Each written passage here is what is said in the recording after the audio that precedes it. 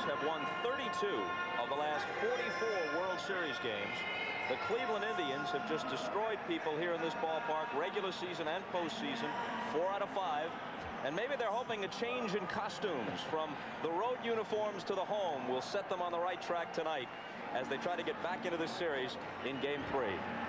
Hi again, everybody. Bob Costas, Joe Morgan, Bob Uecker. One's a Hall of Famer. The other is simply Mr. Baseball. Let's talk pitching.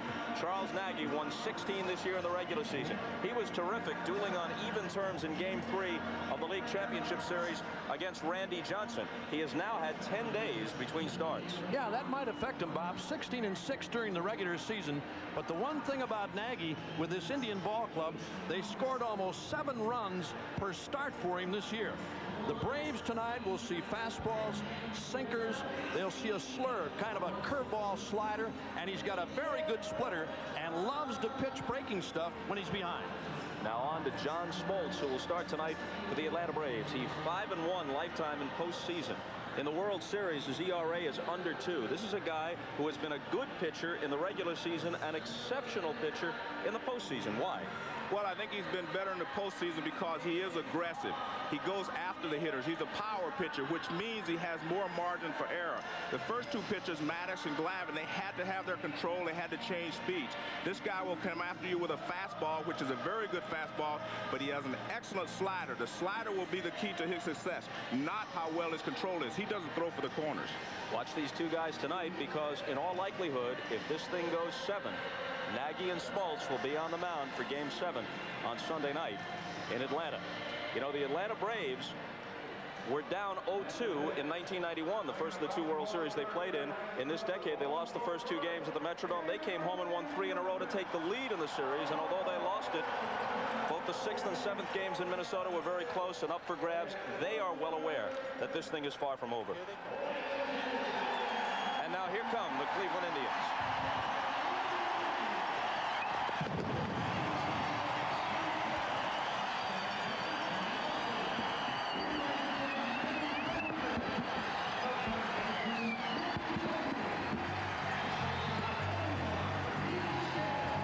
Tonight's Budweiser Atlanta Braves starting lineup. Marquise Grissom at the top.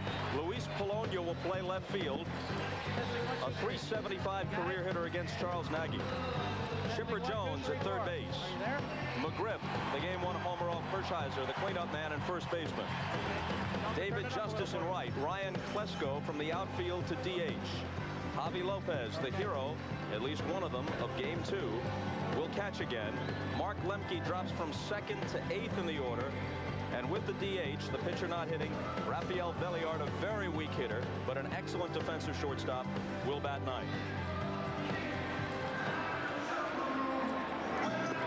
In his career, when Charles Nagy has pitched on exactly 4 days rest, which would be the normal rotation, he's 23-28, and his ERA is over 4. When he has had more than 4 days rest, he's 31-14. His ERA 3.5. Now, I don't know if this fits in, because this is so much more that there's probably no history that corresponds to it. 10 days rest. Well, you know, in talking with Nagy prior to his start tonight, if there was a more relaxed player in this ballpark, I don't know who it is. And here's a guy, as I said at the top of the telecast, Bob, he's going to indicate to you early in the game if he's right, because he loves to throw breaking stuff when he's behind. As I said, he's got a very good splitter, and normally this guy's control is pretty good. He's not overpowering by any means. Here's the defense behind him. Thome, Vizquel, Baerga, and now Sorrento. For the first time other than pinch hitting in this series, with the DH back in place, Murray handles those duties. Alomar will catch.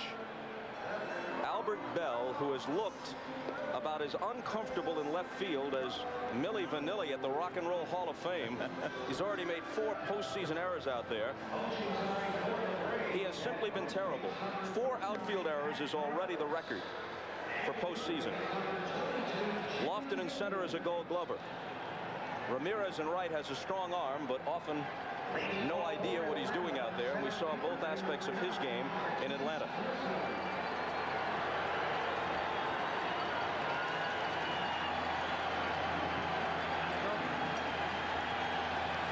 Grissom to the plate. He hit a career-low 258, bothered by a heel injury much of the year, but came on down the stretch to hit 300 in September, and now 383 in the postseason. He's hit safely in all 10 postseason games for Atlanta. A called strike. All around this park, as the first pitch was delivered, flash bulbs popping.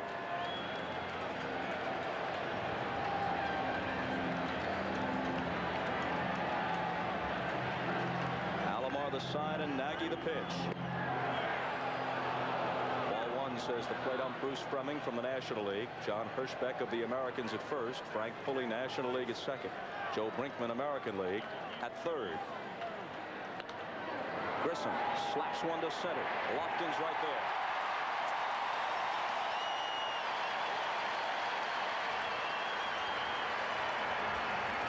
Just watching the first three pitches, it seems to me that Nagy's going to stay away, and his main concern will be to stay down, and he did that very well against Grissom there. To complete the umpires on the left field line, Harry Wendelstedt of the National League, Jim McKean of the American League in right. Polonia. Down and in a ball.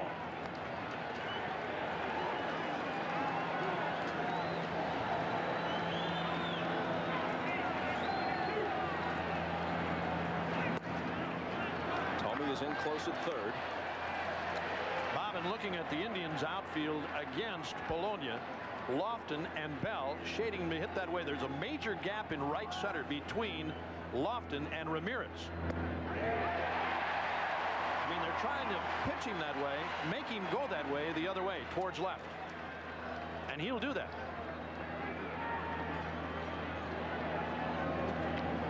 Two-one pitch. Baerga with a chest high, and Polonia's gone.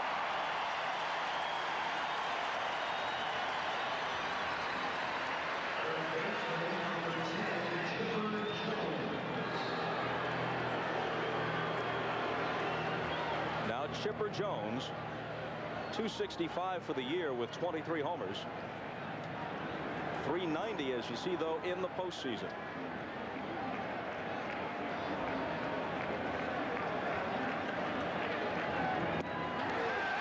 There's that slurve for strike one. It's not a major curveball from Nagy. It's a half slider, half curveball. And as you called it, Bob, that's exactly what he calls it, a slurve. Left center field, Lofton and Bell in pursuit. One bounce against the wall. Chipper Jones, who doubled in the first in Atlanta in game two, does the same here. That's interesting there with Nagy. He comes back with a fastball, and it looks like he may want to throw the fastball when he's ahead in the count and the breaking ball when he's behind. This fastball is pretty much in the middle of the plate, and Chipper Jones just rifles it up the gap in the left center field. You cannot get the ball up on Chipper or he'll hurt you. And again, we see Jones' willingness and ability to take the ball the opposite way. All the left-handed hitters in this lineup will do that. McGriff is only hit in 7 at-bats in the series. Was his home run off Hershiser in game one.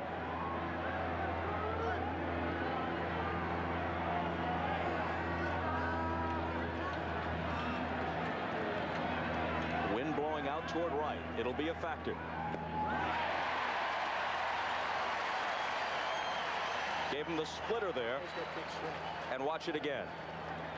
This is the splitter that we talked about with Nagy. Watch where this ball drops out of the strike zone, way down low on McGriff. And he's got a good one. Jones is second, 2 down. And McGriff lines one toward the right field corner. Ramirez won't get it. Jones is going to score. The Braves are on the board. McGriff will stop at first. With 2 down, a double by Jones and an RBI single from McGriff. And the Braves, leading the series 2-0, lead this game 1-0. Well, 2 fastballs from Nagy, and both of them have been hit for base hits. He tried to come inside, and again, this ball is up a little bit, and McGriff hits it down the right field line. You see they had him shaded toward right center field. But if Nagy's going to throw the fastball to these hitters, he has to stay down. He stayed down with with Grissom and Polonia.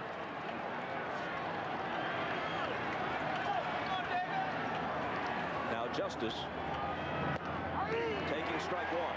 2 for 3 in game 2, plus an RBI, an encouraging sign for him. Here's a .273 career hitter who has hit just .228 in 42 postseason games in this decade. Outside. And as Joe suggested, if Nagy is going to have problems tonight, it's going to be with pitches that were hit by Jones and McGriff. Upstairs fastballs. He doesn't throw that hard. He can't throw hard enough to get it by. He's got to be down with a sinker low and away. Center field, left center actually. Vizquel goes back. Bell comes in. Watch for the collision. They avoid it, and Vizquel definitely would have been the loser if those two had met with any sort of force. Well, normally the outfielder has the right of way, but you can see Vizquel was stationed under that ball.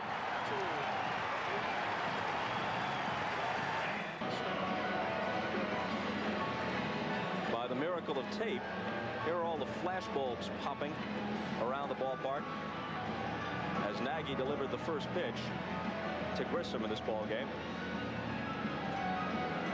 Keepsakes for many of the 43,000 plus here.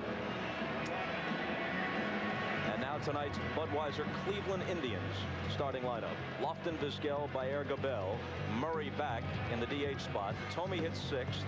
Ramirez in right 7th. Sorrento 8th. And Alomar 9th. When your 9th hitter bats 300 with 10 home runs, it's a formidable lineup. In fact, Joe, a lot of people have said this is the best lineup since your Big Red Machine of the 70s. What do you think? Well, I don't like to compare eras because the game is so different now. But I will say one thing: the Big Red Machine that I played on had a little more speed than this ball club does. Now Smoltz. 2 no decisions so far in the postseason. A bad start, his worst postseason outing ever in the division series against Colorado. A good performance, but a no decision against Cincinnati. In the World Series, this is his 5th start. He's 1-0 overall. He won game 5 in '92 against the Blue Jays. But in those other no decisions, he's pitched extremely well, including dueling Jack Morris in game 7 in 1991 at the Metrodome. He got into the 8th. Morris went all the way, and as you know, the Braves lost 1-0 in the 10th. But this is a young man who is unafraid of the pressure of postseason. Well, the one thing about Smoltz is if he keeps the slider down, and he'll give you that indication early whether he has it tonight or not. And if he keeps it down, he can pitch just as good a ball game as Maddox did.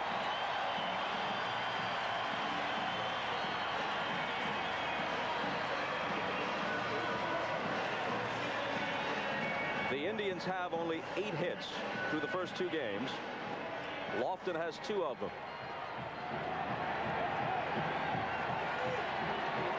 Hit .310 for the year, and the postseason average also over 300. Jones in at 3rd, and a ball outside and high. You know, in being in both clubhouses tonight, the Braves were the much more relaxed. There seemed to be a lot of tension in the Indians clubhouse. I mean, I know they're down 2-0. And on the other side, Joe, as they were in Atlanta, Braves a lot more relaxed, easy going. Bobby Cox, who says he still can't bring himself to watch the tapes of those World Series defeats against the Twins and the Blue Jays. He says, I have them all. They're all on the shelf. They're all cataloged. I've never queued them up yet. Jimmy Williams there telling Chipper Jones to drop back at 3rd now with 2 strikes on Lofton. Punch toward the middle, a base hit.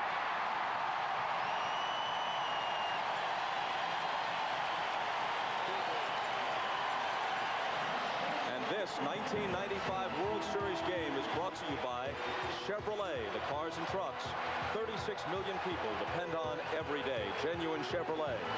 Cotton Incorporated, cotton, the fabric of our lives, and Budweiser, official sponsor of the 1996 U.S. Olympic team. This Bud's for you.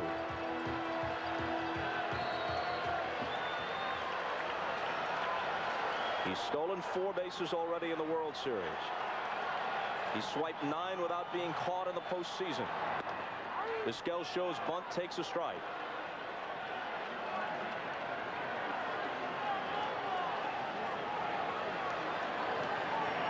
Jeff Newman, the coach at third.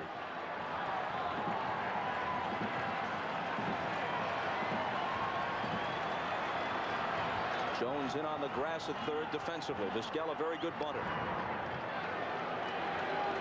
The thing that impresses me about Lofton is that he likes center stage. He wants to be the guy that everything is focused on. He likes the pressure of this World Series, and he wants to perform. Not going inside. And Lofton is well aware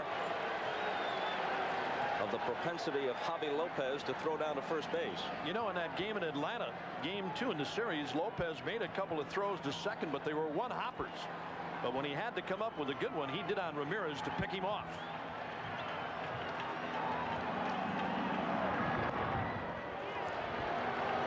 You said the other night, Joe, you're more impressed by Lofton, the base runner, than the base stealer, although he has led the league 4 straight years. Well, my opinion of a base stealer is a guy that can steal a base when everybody in the ballpark knows he's going, and he picks a right pitch to go on. I don't think he's progressed to that point yet.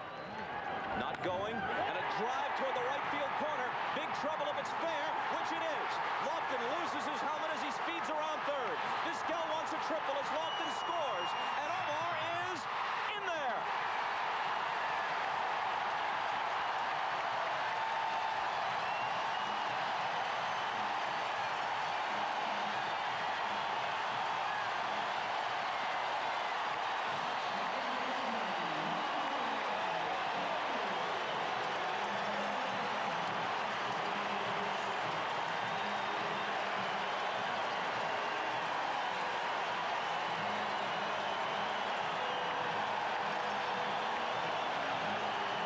Hitting just 116 in the postseason.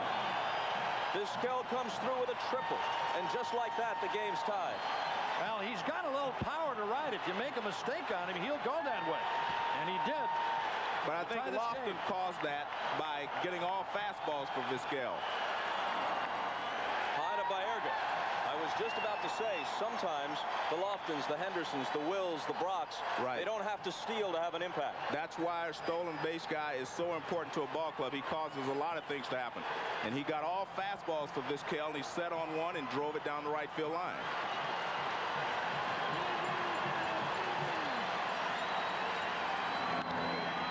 Hit toward first. McGriff's going to take it, but Vizquel is going to score, and it's 2-1. Baerga with an RBI ground out.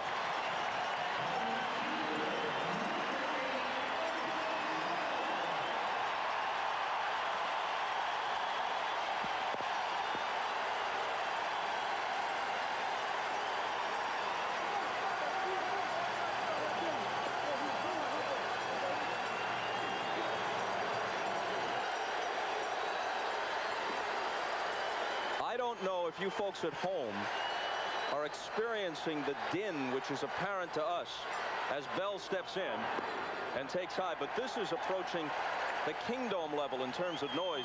Yeah, it was a different story in Atlanta, despite the fact that the Braves won 2 there. The crowd noise was rather subdued in difference to here and Seattle for sure. You know, in looking at Schmaltz here in the opening inning, Joe, I mean, if this is his best fastball that we're seeing tonight, he may be in some trouble with guys like Vizquel pulling him the way he did, and Baerga hitting that sharp ground ball to McGriff. Well, his out pitch again is that slider, so the 2-0 to Bell. Jones to his left, throws on the run and gets him. But you see, he can throw your fastball 2-0 because he has good movement on it.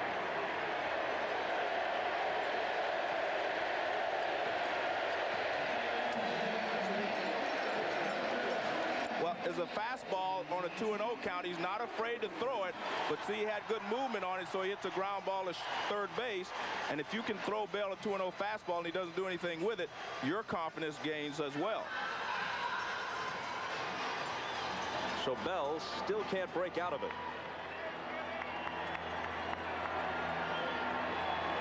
Eddie Murray had a Game 2 homer off Glavine, his third of this postseason. Many of the fans here remember it. The players don't, but they're mindful of it. The great Cleveland Indians team of 1954 went on the road, lost the first 2 of the series at the Polo Grounds to the Giants, came home to be swept. Here's Lemke. That'll do it in the bottom of the first. But the Indians strike back with 2 and lead it 2-1.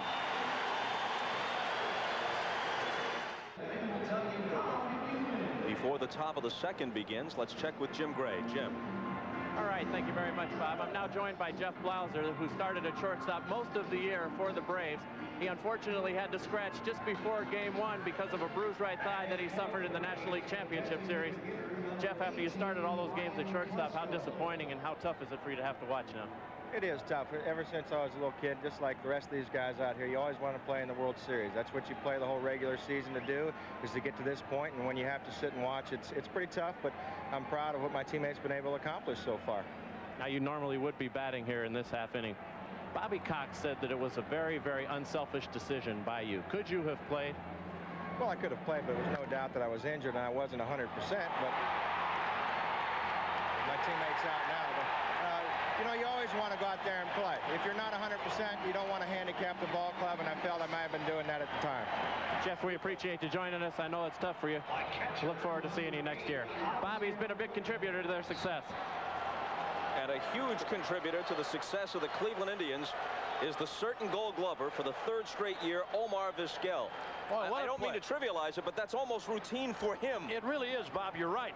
And you know, the other thing, they're on a little different surface here in Cleveland. This is a little bit slower infield than they saw in Atlanta. Otherwise, that ball may have gotten through, but a great play, solid play by Vizquel. You know what? After he made the play, after he makes the stab, did you see how he took his time getting off the throw in knowing the speed of Klesko? So now Lopez. And the 0-1 pitch from Nagy. A fly ball, routine in right field for Ramirez. And there's the second out.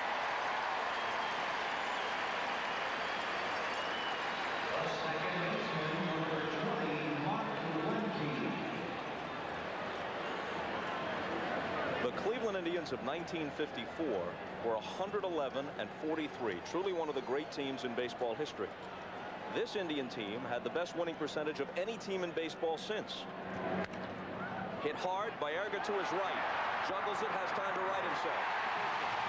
Trying to avoid the fate that met their esteemed predecessors, the Indians lead Game 3 2-1.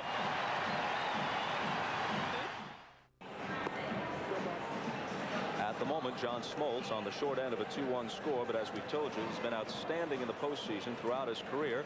We asked him why. I really would much rather pitch on the road than at home right now, just based on my past experience, pitching in the Metrodome, pitching in the Toronto Stadium, and it's 2 hours from my hometown, so there'll be a ton of people watching and a ton of people there, and I just use the visiting crowd to my advantage, and I look at it as they still got to come out and beat me, and it's just the best time of the year for me. It doesn't always guarantee, that formula doesn't guarantee success, but I don't look at it as one of going out there and worrying about failure. I just worry about how good I'm going to be and how they're going to have to beat me. Go. As Jim Gray mentioned on the pregame show, 24 tickets handed out by John Smoltz to friends from Warren, Michigan and the surrounding area. Bobby Cox told us in his office, hey, he bought 5 of mine and paid for them cash. Yeah, he said normally you don't get paid for them. He said he came up with the cash. Thome steps in and takes strike 1. That was a little better fastball than Smoltz had in the first inning. That was a good fastball. Had a little more pop on it and a lot more movement.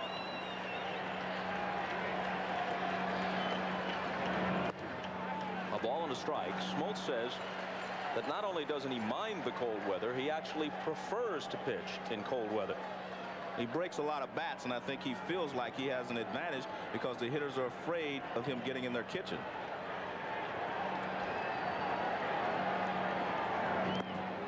Down low, 2-1. As you might suspect, with Smoltz being from Warren, Michigan.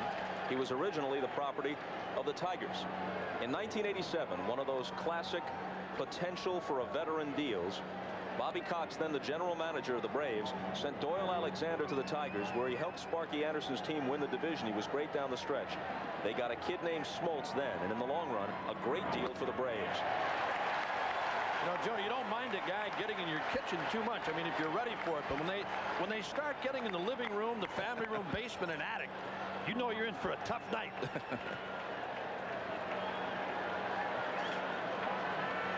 Thome leading off in the bottom of the second, and ahead on the count, 3-1. Fastball, a good pitch to take a rip at, and Thome couldn't catch up with it. You know, in looking at the Braves outfield, the way they're playing Thome, they feel that he can't catch up with the fastball by Smoltz. They're playing him to hit the other way towards left and left center. There's a major gap again in right center for him, but this guy has power and big time to right.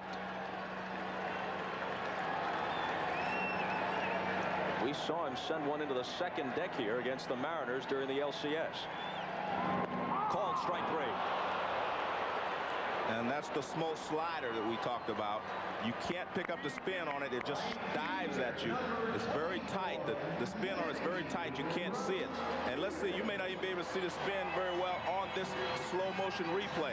There you see the hole in it. That's all you have to go by if you are the hitter. That you see that little hole, and it lets you know it's a slider. Otherwise, you can't pick it up. You see, he just froze Thome. I think he was looking fastball there, Joe. 3-2 pitch and gets the breaker.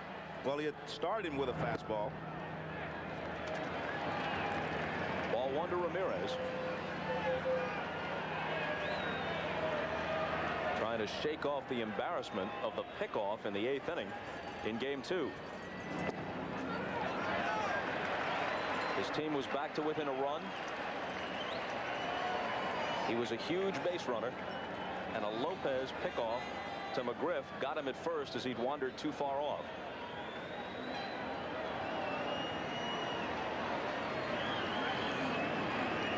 The 2-0 pitch.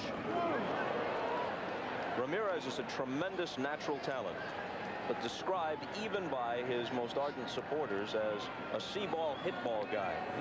Well, he saw this one, but he couldn't catch up with it. I think Smoltz is starting to turn it up a notch. His fastball is getting there a little quicker. Didn't get the outside corner. 3-1. As the temperature seems to drop, he's starting to turn it up a click or two.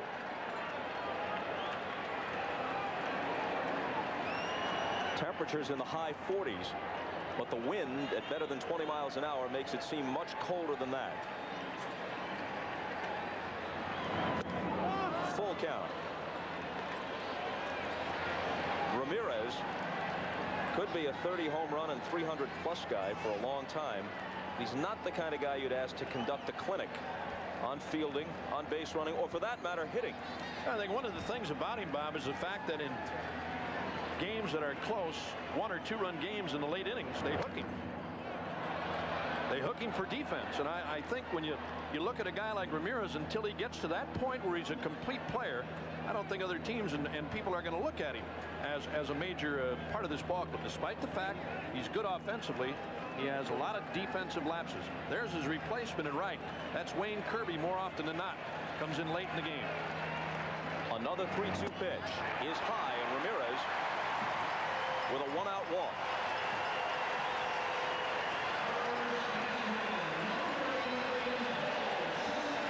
The fella you saw removing his cap and rubbing his head is Leo Mazzoni, the pitching coach. Well, Leo knows that he doesn't have complete command of that slider yet, even though he threw a good one to Thome to strike him out. His slider is still his key pitch. He has the fastball that he can throw even when he's behind an account, but the slider will make him a devastating pitcher if he can get it over. Sorrento stands in. Fastball for a strike. Sorrento 0 for 2 in this World Series, as he was against the Braves as a member of the Twins in '91. Ramirez will be a little more careful at first base this time. Here's what happened to him on Sunday night. Well, they decided they wanted to pick him off because he was getting too big a lead. This is just a perfect throw by Javier Lopez. Watch, he just gets rid of it right away. And they got him. You know, that whole play, though, Joe, started with that high inside fastball. I mean, it was a perfect pitch to back Thome away, not send him down into the path of Lopez, just back him away, and a perfect throw by Lopez. Beautiful play. Smoltz now ahead of Sorrento, 0-2. Ramirez at first with one down. Misses. One of the few changeups you will see from John Smoltz. He is basically a fastball slider ball pitcher, but he will throw an occasional changeup, and that's what he tried to throw there to Sorrento, 0-2.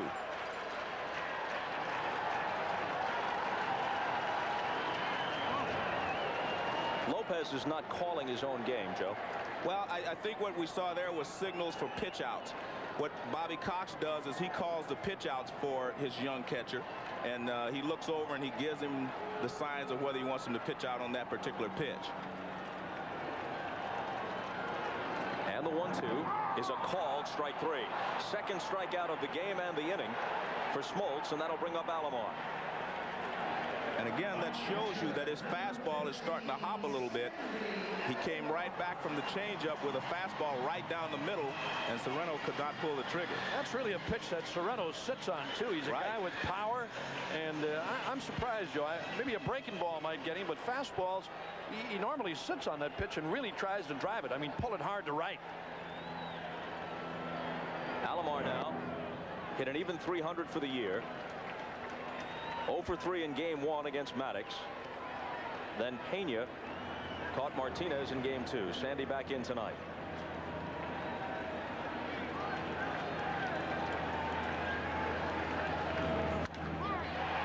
Down the right field line and in the seats. Bob, I really felt like if John Smoltz could weather the storm the first couple of innings of this ball game, that he would get on track. And when I say weather the storm, I mean the storm of all the crowd noise, the Indians being all hyped up and really coming after him. So I felt like the first 2 innings were the key innings for him. So if he can get through this inning, I think you'll see a different John Smoltz the rest of the way. A ball and 2 strikes now to Alomar. You know, and looking at Javier Lopez tonight, I was going to say this the other day, talking about it the other day. He's one of the few catchers, Joe, or maybe the only catcher that I've seen who doesn't wear the extended pad more over his left shoulder to stop the foul tips. A lot of guys are starting to wear this little pad over the right shoulder because it doesn't impede your throwing anymore. It's very loosely attached to the chest protector, almost with Velcro. But it sure saves the foul tips on the throwing shoulder. Lofton is on deck. 2-2 to Alomar.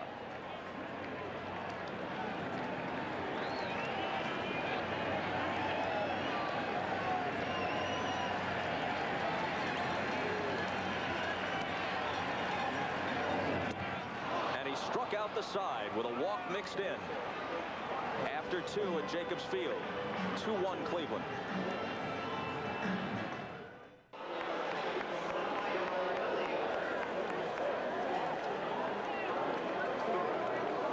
At Jacobs Field, the Atlanta Braves, well, we'll talk about that in a moment. There is acting Commissioner Bud Selig, along with NBC Sports President Dick Ebersol, whose wardrobe apparently doesn't present much of a personal expense. And you know, a guy's the interim commissioner when he feels he has to wear his credential around his neck, otherwise they might boot him from his box seat. Oh, you're getting a call already, buddy. You're getting a call already. You did it again. Either that or it was Jerry Reinsdorf on the phone. What did we say? What happened? Top of the 3rd. And the bottom of the order, Rafael Belliard.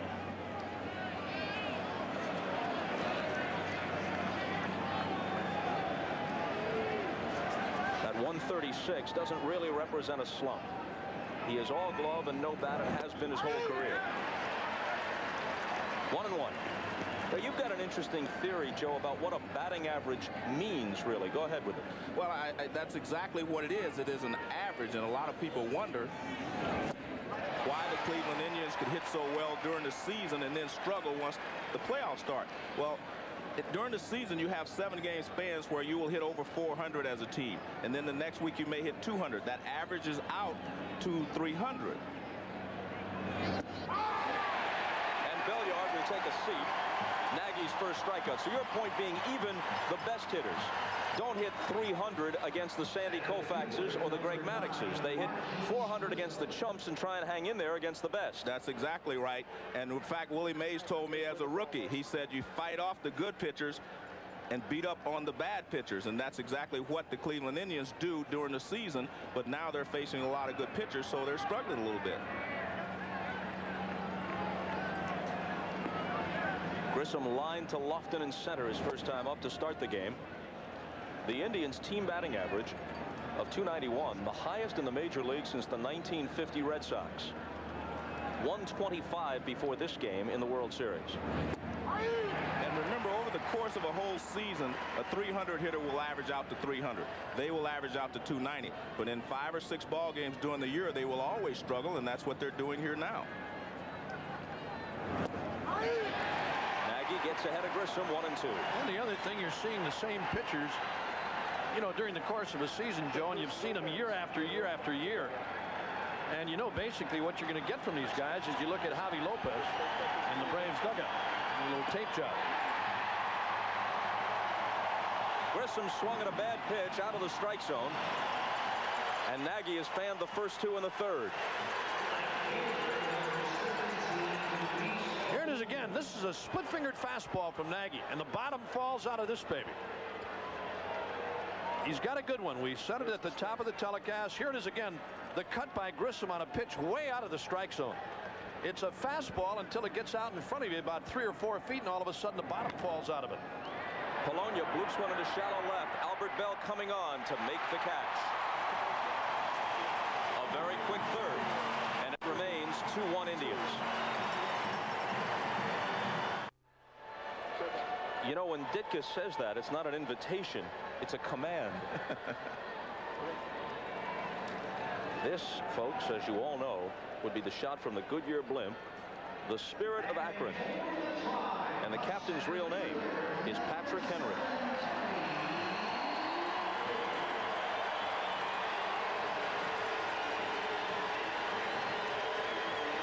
Big roar for Lofton. He'll lead off in the bottom of the third. He singled and scored on Vizquel's triple his first time up.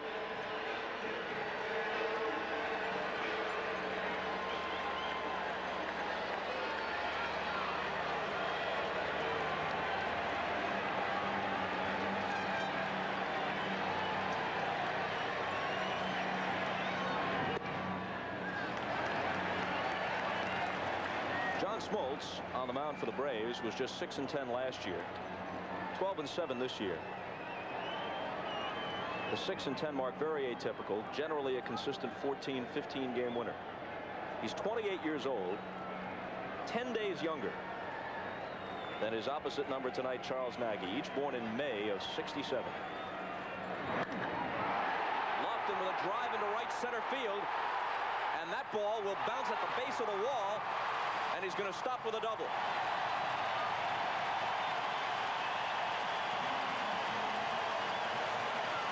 The wind really helped that. That ball was hit well, but not that well. It got into that jet stream and zoomed. And remember one thing, this is a small ballpark, especially in the gaps. High fastball up and in. He really kind of shortened his arms just to get to it. Watch how he pulls his arms in just to get to it.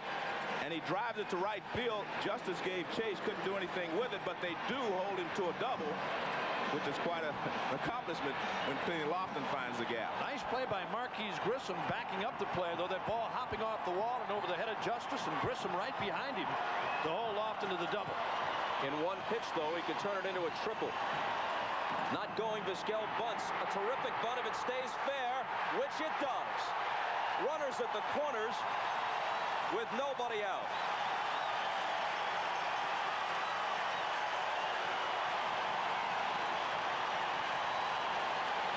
That ball got on the dirt between the line and the infield grass and just hugged it. But But again, I'm going to give Lofton the credit. He makes things happen. He gets on base. He puts pressure on the defense. And Vizquel takes advantage of it. Now the ground crew here put pressure on the defense on that one. That infield, Joe, as you've seen in a lot of parks, on the lines, slanted in a little bit toward the grass part. And balls like that, bunted that, like Vizquel did right there, they'll stay inside. They'll stay fair. You have a tendency to give up sometimes and hoping it'll go foul, and it stays fair. Baerga, an RBI ground out his first time up. Infield looks for the double play, and strike one swinging. I'm watching something I don't quite understand. The way that the middle infielders are playing with Baerga up. Lemke is playing almost straight away at second base, giving him the entire right side of the infield to hit against. Now watch Lemke. He will move closer to second base. Look at that. Look at the entire right side of the infield for Baerga to shoot at. And he can pull the ball.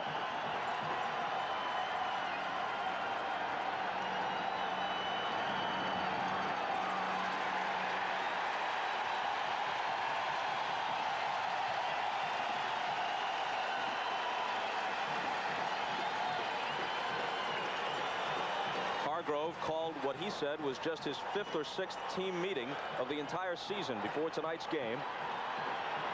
Try to settle his ball club a little bit. Low 1-1.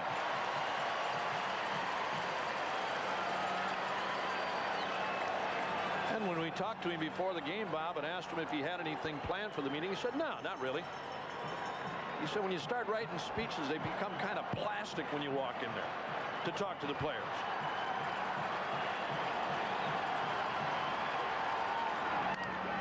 Pitch, line to left, coming on Polonia, can't get it. Tried to short hop it. Lofton scores.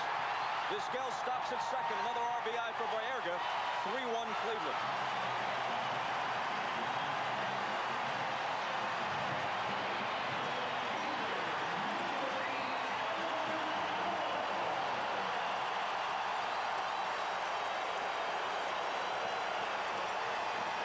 Here's that last base hit by Baerga. It's the 5th in the game for the Indians. They had 8 in the 2-game series in Atlanta, and they already have 5 here tonight. And Lee Mazzoni out to talk with right-hander John Schmaltz. Kenny Lofton scores again, his 2nd tonight. A lot of people felt, Joe, that these Cleveland Indians would prefer a pitcher who comes right at you, like Smoltz, as good as he is, prefer that to the cute guys, the finesse pitchers like Maddox and Glavine. Well, it's always easier as a hitter to get a better perspective on a guy that just comes at you with all hard stuff. But when Glavine's slider is working, that's really a third pitch rather than just a hard fastball and a slider. 2 on, still nobody out, and here's Bell. Strike one, says Bruce Fleming. You know, despite the fact that they're up 3-1, nobody out and a couple of runners out, this is the guy that they've got to get going. I don't know how they're going to do it, but this is the guy that the Indians really have to have. And no home runs since game 1 of the LCS.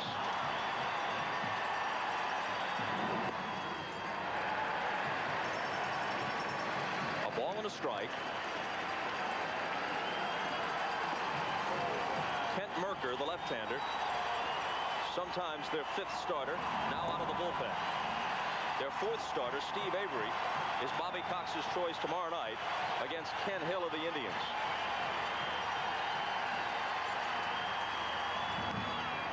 Tap foul. If there is a game 5, if the Indians can win at least one of the next 2, Hershiser and Maddox would match up again in game 5 here. If it goes to 6, Glavine and Martinez reprise their game 2 matchup, and in all likelihood it would be Smoltz and Nagy again if we needed a 7th game in Atlanta.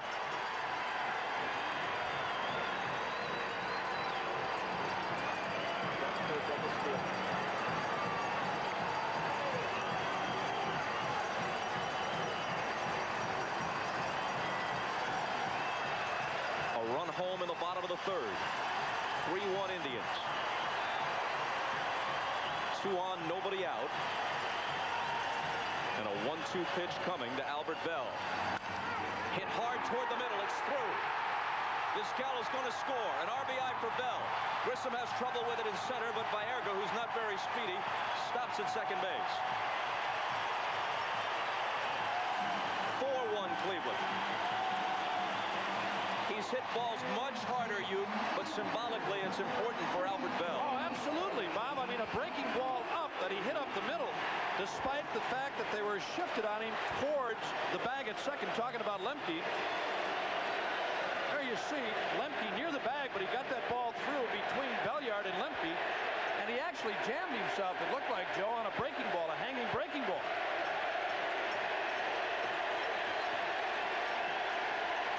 Dave Winfield, chief cheerleader these days, reacting. Murray rolls one foul. 4 straight hits in the Cleveland third.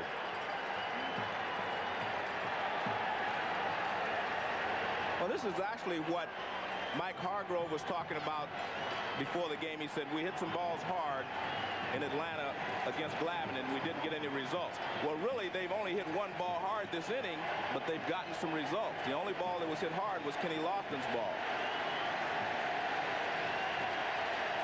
Murray grounded out his first time up.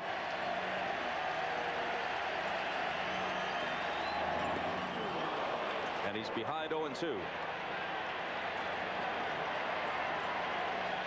Murray is the only Cleveland hitter with any sort of significant history against John Smoltz from his days in the National League with the Mets and the Dodgers. 285 with 1 home run and 43 at-bats against Smoltz.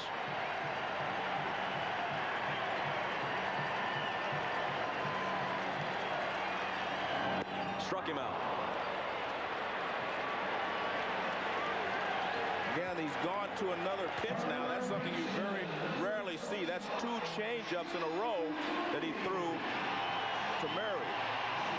It's actually a splitter that goes down and away. Now watch this pitch go away. But the speed is what fools Murray, not so much the break.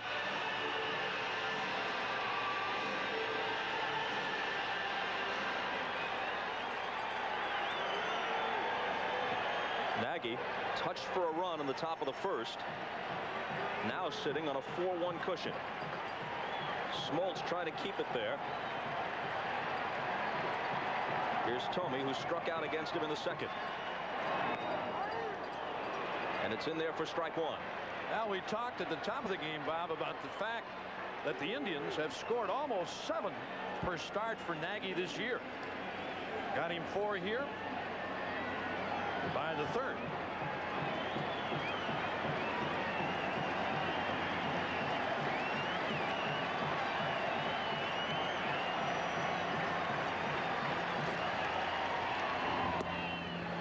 A ball and a strike to Thome. Ramirez will be next.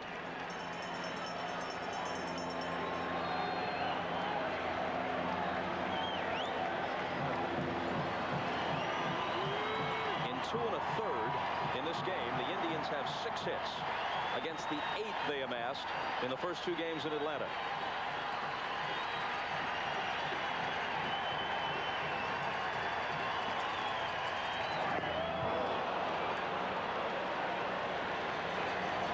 And you see again, he's going to a different pitch.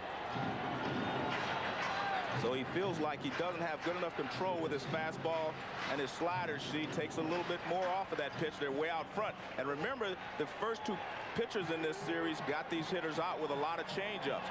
And you see him take a lot off of this pitch, and they chase it. That's how he got Murray out as well.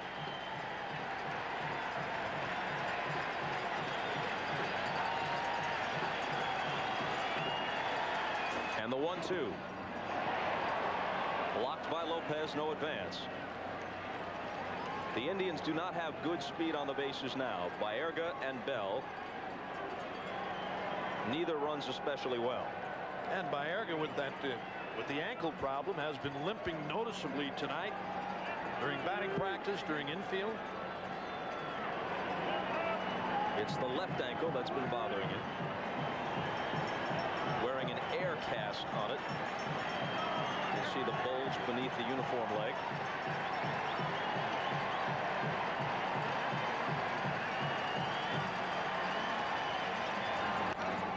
Two pitch rolled foul.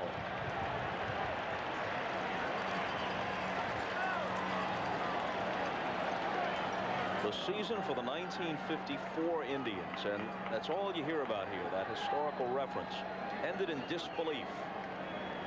Losing the World Series would have been one thing. To be swept and lose games 3 and 4 over at the old ballpark before more than 80,000 fans, that was a numbing experience. This team is staring at that possibility. But they're doing something about it early here, leading 4-1 and threatening for more. Full count. Not to say the Braves are out of this game by any means. Oh, no. Oh, no. I mean, when you're walking around Cleveland, I mean, walking through the airport, people coming up to you, and I mean very nervous. Cleveland fans talked about the possibility of a sweep and how disastrous it would be to this city and to this ball club. Although the Indians players wouldn't admit that. I mean, they say the Braves are expected to win this thing. They'd been there a couple of other times and came up empty. Doubtful that the runners would be going. Thome strikes out a lot. They're not going, and he walks to fill the bases.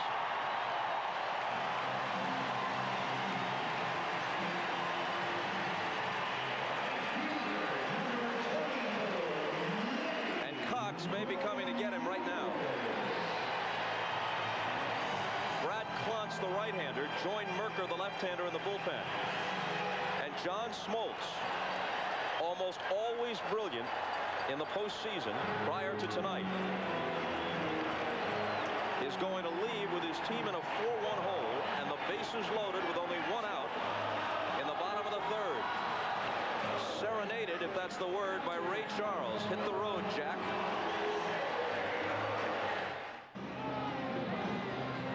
On a World Series night in Cleveland, they've lit up the old ballpark, Municipal Stadium.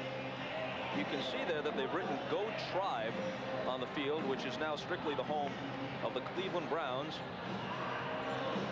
Now the camera pulls back from the Goodyear Blimp Spirit of Akron to take us back inside Jacobs Field. Bobby Cox, of course, managed for a long time in the American League with the Toronto Blue Jays.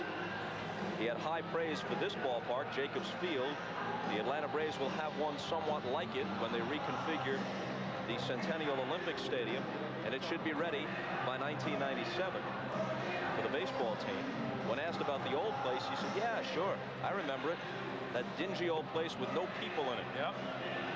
That was a tough park to play in, and I mean, anytime you can come into a facility like this every day, Joe, I don't care what you're doing. I don't care what your job is. You come into a nice office with great working conditions. It sure puts a different scene in your mind when you're coming to work every day. It's not like driving over to the other ballpark. I mean, the Browns do it once a week during the football season, with the exception of their practices, and that's plenty.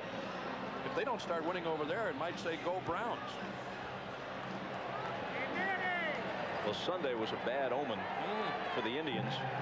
The Browns lost to Jacksonville while the Falcons beat Tampa Bay in the afternoon. It set the stage for the respective cities that evening. Yep. Well, they brought in Brad Klontz because he can get the ground ball. He is a sinker ball pitcher, and he works from the first base side of the rubber, steps across, and he gets a good crossfire on the right-handers. And his sinker ball, he will sink it down and in, and he just wants to get a ground ball here. That's what they brought him in for. That's his job right now. The Indians a base hit away perhaps from breaking this game open. And a called strike. Klontz was the Braves closer earlier this year.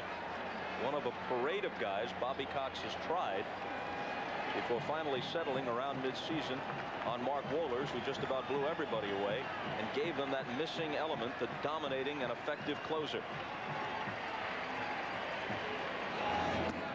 1-1. Klontz is one of those guys, Joe, excuse me, that as a right-handed batter, he's going to test you a little bit. I mean, you got to make yourself stay in there against him. Many times, you know, in the back of your mind, you're saying stay in there, but your backside is saying I'm leaving. Well, he steps across towards third base, and he throws sidearm, as a lot of guys say. He throws out the third baseman's shirt. Called strike 1 and 2. And basically, he throws a sinker and a slider. I would guess he's especially tough the first few times you see him. Exactly, because you don't know where to pick the ball up from. You're normally used to looking for the ball coming from 3/4, and he just drops down, throws almost sidearm.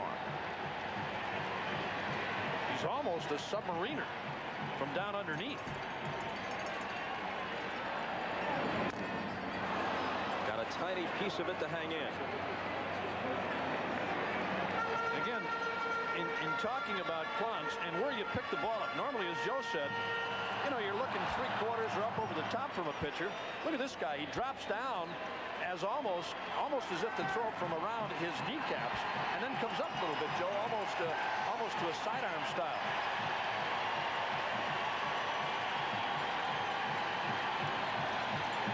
And the 1-2 pitch. Hit hard, but a double play ball. Lemke to the bag himself, and the throw to complete it. Klontz comes in to get a double play ball. That's what he does.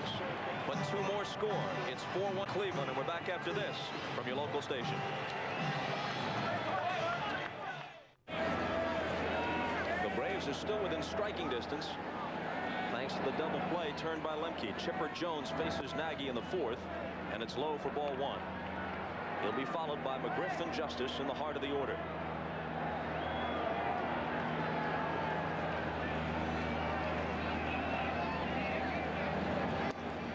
Boy, that double play ball thrown by Klontz was enormous, Joe. Well, he is a designated ground ball, you know, getter for the bullpen, and they came in, brought him at the perfect time. A very fine play there by Lemke. Jones doubled to left center in the 1st.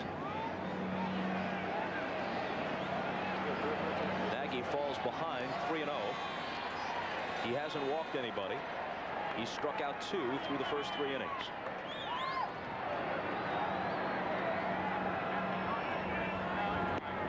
In there.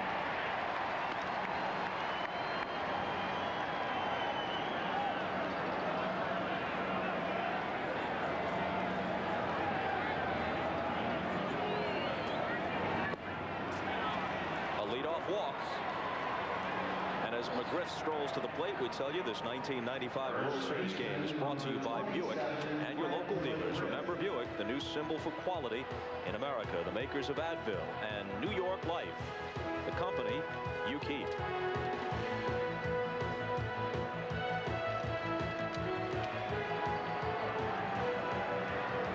McGriff's first inning RBI single continued a tremendous postseason for him. He's up around 350 in the playoffs with 3 home runs, 1 of them in this World Series. A high inside strike.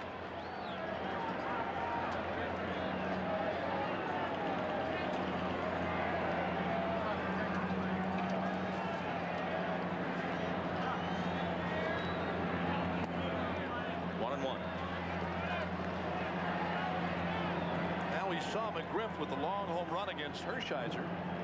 And again, you mess around with this guy upstairs, Joe, and that's what he hit against Hershiser, a high fastball. And I mean, he can turn on you quick and really hit you deep. Big time power. Talking about the control of Nagy.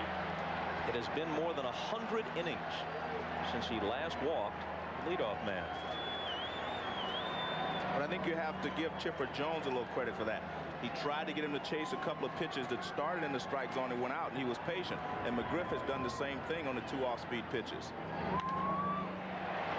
Hopped wide of 3rd. Thome going over in the seats. 2-2.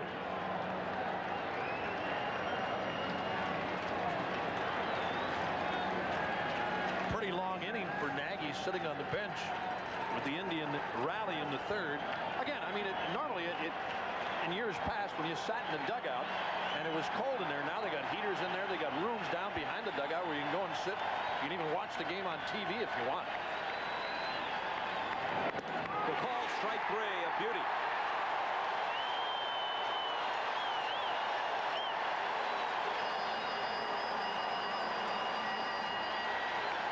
We talked about him having a slurve, but this is not a slurve. This ball breaks pretty sharply. This is more of a hard curveball. Look at that. That had a big break. That's not a slurve. A slurve is a lot slower. This is a hard breaking ball, and that's what fooled McGriff. Good, hard, tight spin on that ball. Good pitch by Nagy.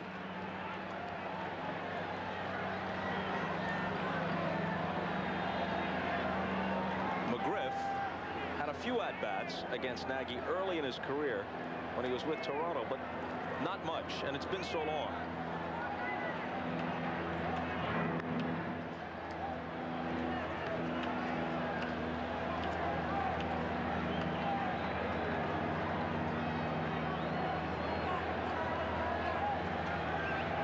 Justice popped out to end the first.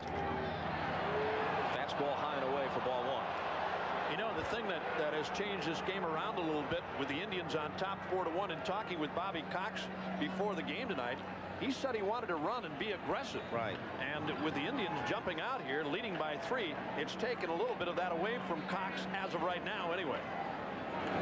Called strike. Cox is managed in both leagues. Sitting at his desk, as relaxed as could be in the visitors clubhouse, he said, as Jimmy Williams, his third base coach, also a former Blue Jays manager, he said, the only place to manage is the National League. That's real managing. That's where the real game is. And he said he hopes that the American League eventually gets rid of the designated hitter rule. Going to put a lot of people out of jobs.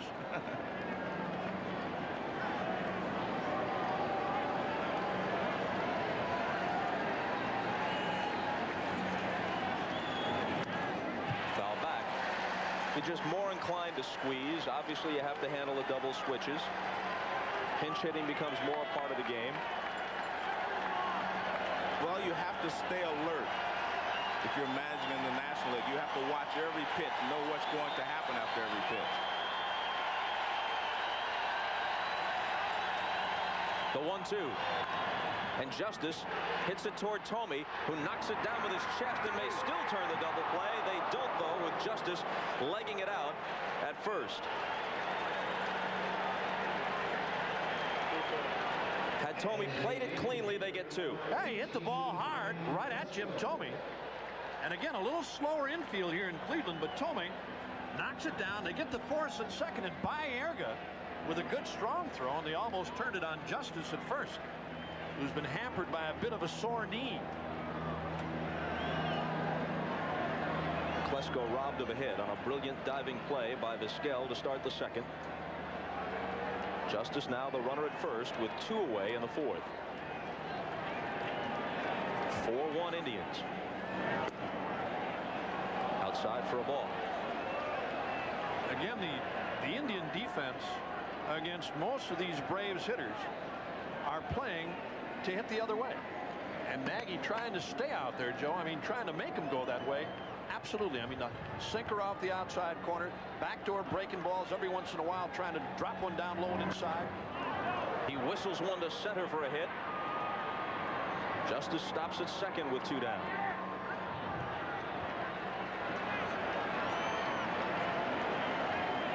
By catcher number 8, Javier Lopez. Klesko, after a strong division series against the Rockies, had been struggling against Cincinnati and now against Cleveland pitching. He's hit the ball hard both times up tonight and taking the ball up the middle both times, not trying to pull it. When I talked to him before the ball game, he said he had been over swinging and he was going to cut down on his swing tonight. The dangerous Lopez wraps one toward Vizquel, flips it to Baerga, and the Braves are done in the fourth. To the bottom half with Cleveland still leading 4-1.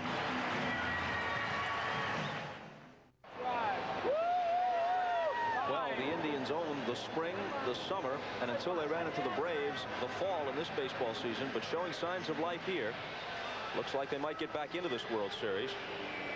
Tomorrow night's lineup on NBC includes a terrific program, Mad About You, Hope and Gloria, Brotherly Love, Home Court. Now, you baseball fans, let's level. Al Michaels, Jim Palmer, Tim McCarver, they're ready to call games 4 and 5 if there is one. You can watch the ball game if you tape all of these NBC shows and don't fast forward through the commercials. Bottom of the fourth, and it's Sorrento. How about those guys on game 1 day over in Atlanta? Bob had a chance to visit with them before the game, before they started. They're getting ready for the game, changing into new clothes. Jimmy changing with Al, and Al changing with Tim.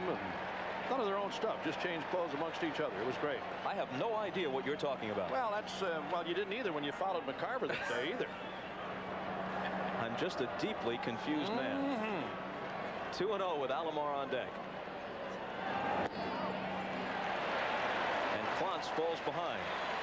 Clance can be very effective against right-handed hitters, as we've seen, but he struggles a little bit against left-handers because that motion does not bother the left-handed hitter nearly as much as it does the right-hander.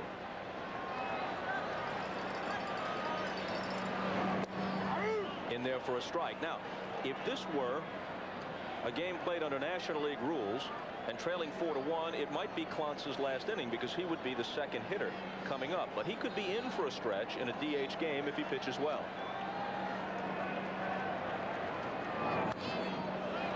Foul back, and the count is full.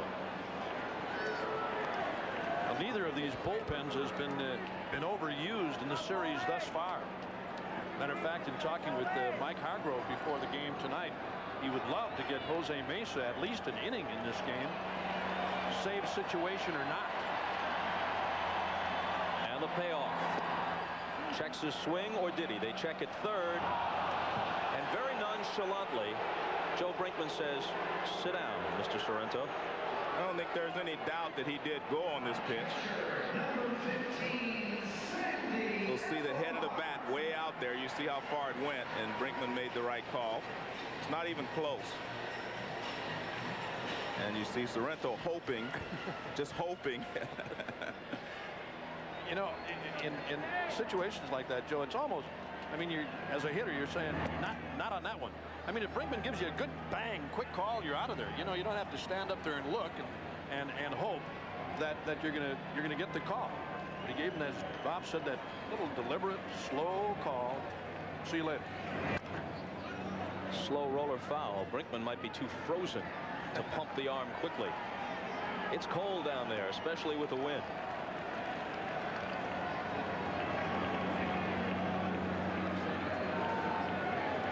There is the heater that we were talking about earlier. Each dugout is allowed one heater. A bouncer over the mound. Lemke charges near the bag. Whirling throw, and got him. He is a fine defensive player, Lemke. He does all the job, everything well around the bag. As a former Gold Glove second baseman yourself, should he get his first Gold Glove this year? Well, it's very difficult to say because there's so many good second basemen in the National League. But I tell you what, you can't find a better second baseman anywhere than this guy. Look at this. I mean, he makes the play, he makes all the plays, and above all else, he's a very smart player. He makes all the smart plays in the field as well. You don't see too many second basemen who practice a double play on a ground ball like that. Touch the bag and then throw to first. Make the throw. Even though he hasn't hit well in this postseason, his glove makes him invaluable. Lofton, who has been the igniter tonight. And as I said at the beginning, Bob, he loves this center stage, and I think that's what makes him such a good player. You have to have the proper attitude to be consistent in the World Series. Singled and scored in the first, doubled and scored in the third. And ahead 2-0 here.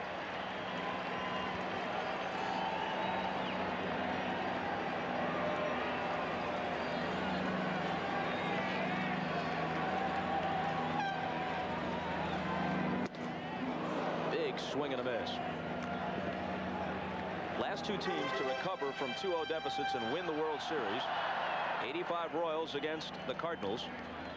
86 Mets against the star-crossed Red Sox. Up the middle, Lemke can't get it. 3 straight hits for Lofton.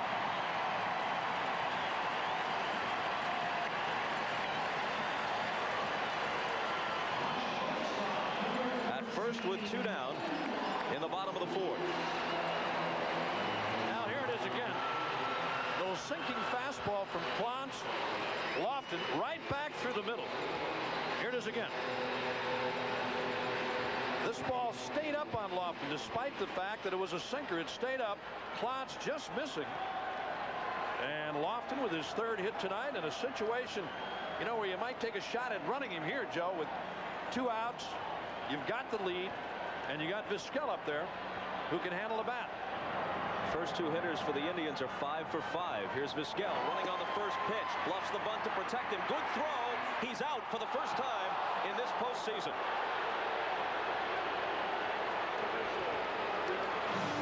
Lofton is erased. The bottom of the 4th is in the books. Lopez continues to sparkle.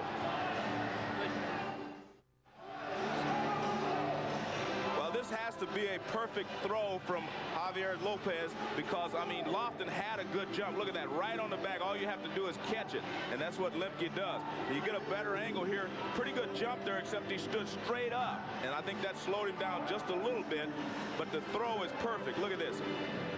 The only way you could get him is to catch it right there, and that's what Lemke does. Boy, what a great shot. That's a great shot. Look at this angle. Now Lemke just catches the ball as Lofton slides into it with his hand. Look at that. Just perfect. Catches it right on his left arm. So after 9 successful attempts in the postseason, Lofton is finally caught. Well, we knew they'd catch him sooner or later, Bob, but I really didn't think that they would have a shot with Clonch. But again, just a perfect throw. Clonch didn't hold him. Lopez threw him out.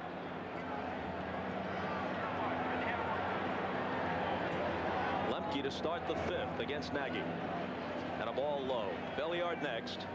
And then back to the top for Grissom.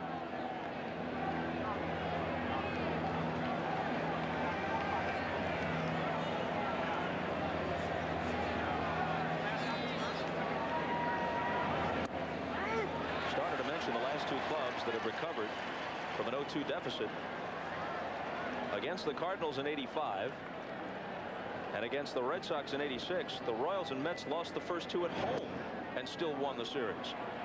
The Indians lost the first 2 on the road, so their situation not nearly as dire coming back here for the next 3. And if they can win tonight, the whole feeling around this series will change.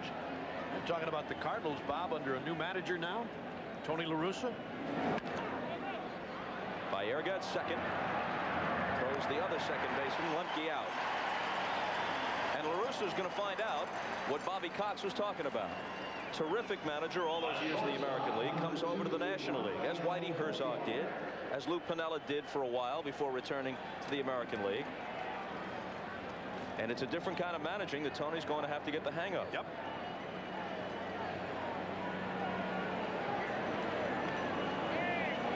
Belliard struck out his first time.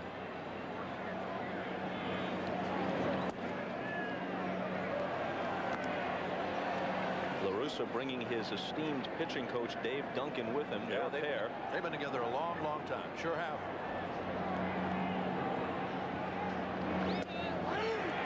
1-1. Totally different style ball club too for La Russa. Bob, and all those years with the A's with power and pretty good pitching. Big turnaround in St. Louis now. To shortstop, Vizquel. One shortstop takes care of another. 2 quick outs, and now Grissom.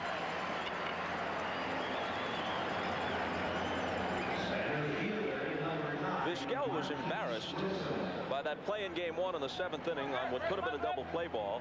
He wasn't charged with an error because a lucky call allowed him to record the force when he was really juggling the ball, and you can't assume the double play. And he got that call, and there was a force out at second, so he wasn't charged with an error. But he felt bad on the stage of the World Series to make an atypical play for him. Grissom hits it the opposite way. Sorrento, a diving stop. Does he have time with Nagy covering? He did, but he threw it away. Alomar trying to stop it from going in the dugout, backing up. A heroic effort, as you'll see on the replay, but he couldn't do it. And Grissom goes to second. Folks wonder why the catcher always hustles down to back up first base. Well, every now and then it comes into play, and here it did, but Alomar couldn't quite stop the wild throw. Well, a good play by Sorrento to stop this ball. He knocks it down, and then a good throw. I think he gets Grissom, but he threw badly. He threw it behind Nagy. A good throw gets him. They'll probably score a hit and an error. We'll see here. But again, as you said, Bob, watch Alomar come into your picture. He makes a heck of a play on this ball. It bounces off of his either the shin guard or the chest protector and into the dugout, allowing Grissom to go to second. Got him around the shin guard area and bounced into the dugout. So Polonia with an RBI chance now with 2 down in the 5th. A ball strike.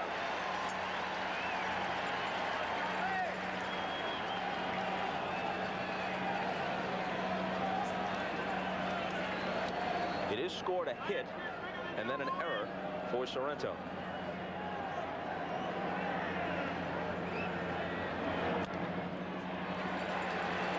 Quickly 0-2.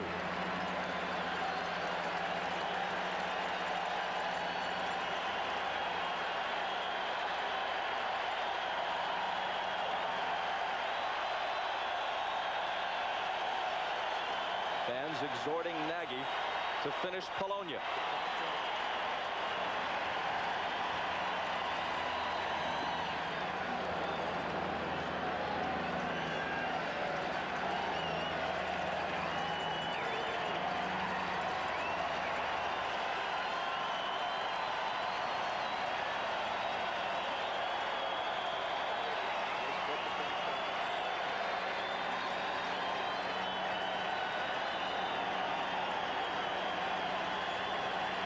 Grissom taken off for third. They've got him there. I don't know what Grissom was thinking, but Nagy simply stepped off and cut him down. And it's still 4-1.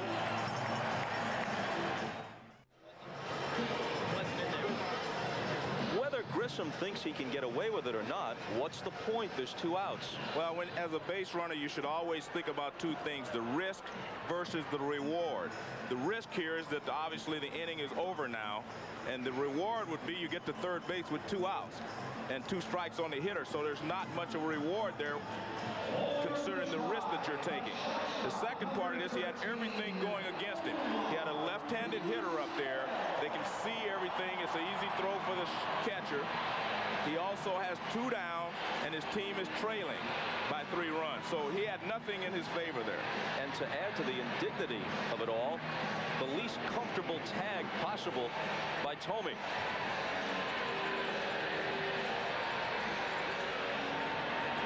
We're always talking about how base stealers and base runners can help their ball club, but they can also hurt them.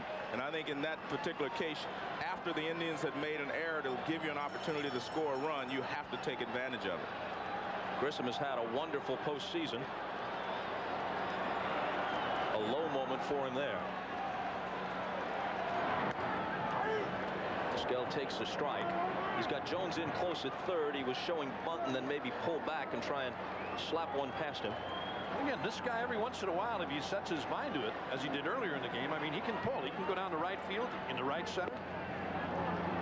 Well, he tripled into the corner, as you mentioned, then beat out a bunt, looking to sacrifice at least. It turned into a base hit for him. Got a little power. He had 6 home runs for the year, Bob. You call that power? Well, I mean, everybody, in my case, yes. In this ballpark? Absolutely. In this ballpark, you call that power? With this guy. Okay. Yeah. All right. Absolutely. If I hit one in batting practice, I counted it, buddy. Baerga and Bell follow Omar here in the 5th. He's not going to hit many the other way, I can tell you that. Well, he's one of those guys whose power, such as it is, has picked up as he's matured. And I noticed that was true of you, Uke. I looked in the baseball encyclopedia. As I matured? Yeah, you hit 1 home run at age 29 in 1964. Then the next year, you exploded for 2. Yeah. I think I hit 14 in my career, all game winners. Well, he doubled his output, so it's always good.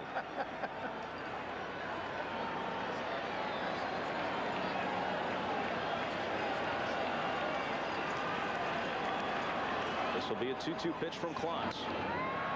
In the air to right, Justice scarcely has to move. I told you.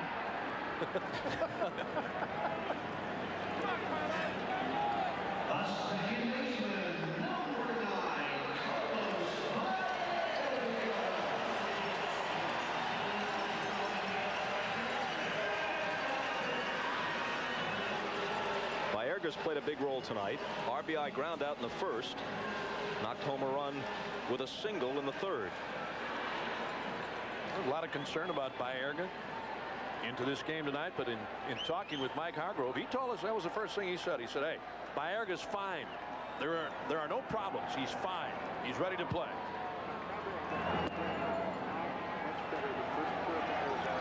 Klotz's longest outing of the season, 2 1/3 in August against Florida. Approaching that now. Swing and a miss. 1-1 to Baerga. He is one of the countless relievers who pitches out of the stretch now. That came into fashion long about the time of Bruce Sutter about 15 years ago, as I remember it. A reliever simply being more comfortable and just dispensing with the windup no matter what. Or the full windup, at least. Foul ball.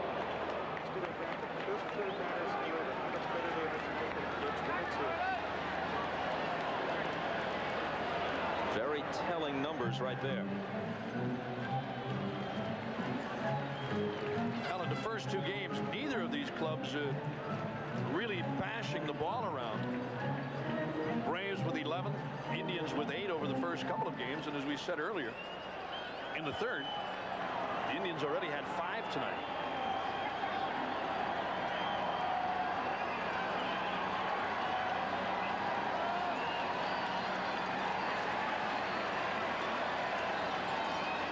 The 1-2 is low. Much colder downstairs than up here in the booth. That wind really whipping around and everybody doing their best to stay warm. Eddie Murray warming his bat. Did he have notches on that bat, or was that tape on the handle? Almost looked like notches on there. Little tape. No, that's tape. It is that's tape. It's about a roll and a half, isn't it?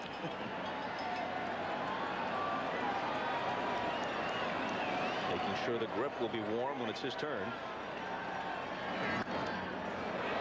And the count holds at 3-2.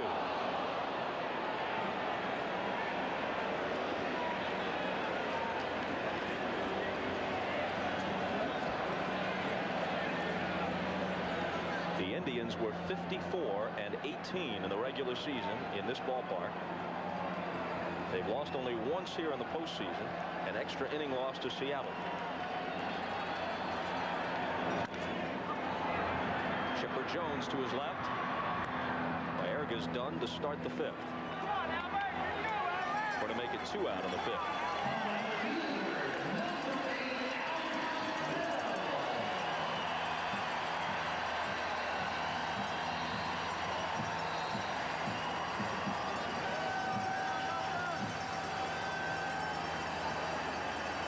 That's just about all Albert Bell did down the stretch. The 31 homers in August and September. He had one stretch in Chicago when he was closing in on 50 homers, where he had 5 homers in 8 swings.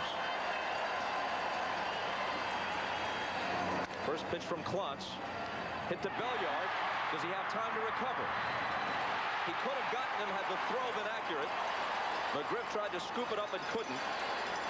And Belliard's going to have his second error of this World Series. Very unusual to see Belliard miss the ball. He may throw a ball away every once in a while, but he very rarely misses a ball. He has very good hands. I think the fact that he knew he had plenty of time with Bell running may have distracted him a little bit. Take a look at this. It's a big hop. I mean, just right there. That's unusual. Did that ball hit the back of his glove? Hit the back of his glove. He closed his glove too quickly. McGriff can't come up with it. One more look at it. The next hitter is Murray. The wind is blowing out toward right. So Bobby Cox wants Murray to bat right-handed, and he may bring in Merker here rather than let Klontz pitch to him. And apparently that's what's going to happen. Here comes Merker, and we step aside.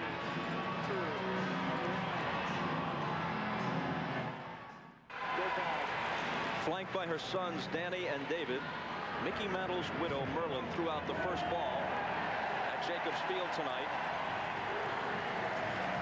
Mickey enduringly popular, and more evidence of it, a tremendous ovation for his family when they were introduced tonight. Merlin Mantle is downstairs with Jim Gray. Go ahead, Jim. All right, thank you very much, Bob. We'd like for everybody to grab a pen, because when we're done, we're going to have some information for you. Mrs. Mantle, it was a tremendously emotional moment down there. Can you tell us a little bit about the outpouring that you've received?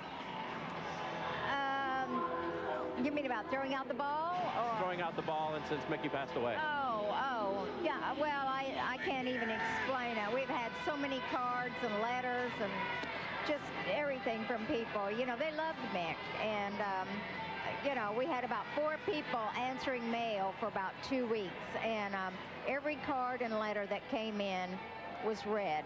I mean, we made sure of that. So people did love him. And you're going to keep his spirit alive with the donor organ program, and we're going to get to that in a little bit. Mrs. Mantle, it's great to see you. We look forward to seeing you in the future. Bob? Jim, thank you. And a bit later on, we'll give you the number of the Mickey Mantle Donor Awareness Foundation to get a donor organ card, or an organ donor card, I guess would be the more grammatical way of putting it, or information about the program. Eddie Murray to the plate against Mercker. Mercker is basically a hard thrower, fastball, a hard slider, and he comes after you. He got a little bit of a screwball too, doesn't he, Joe? Yes, he does, but he's basically fastball, slider. Those are his 2 out pitches. Throws pretty hard.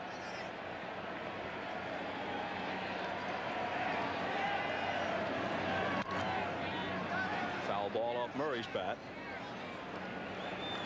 Early last season, in his first start of the year against the Dodgers, Kent Mercker pitched a no-hitter.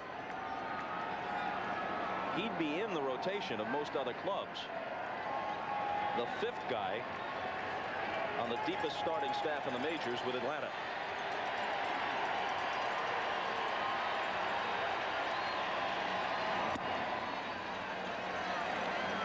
One and two.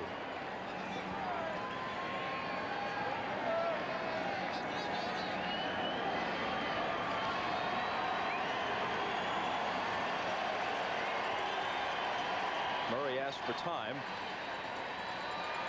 Now just as quickly he's back in. Bell away from first.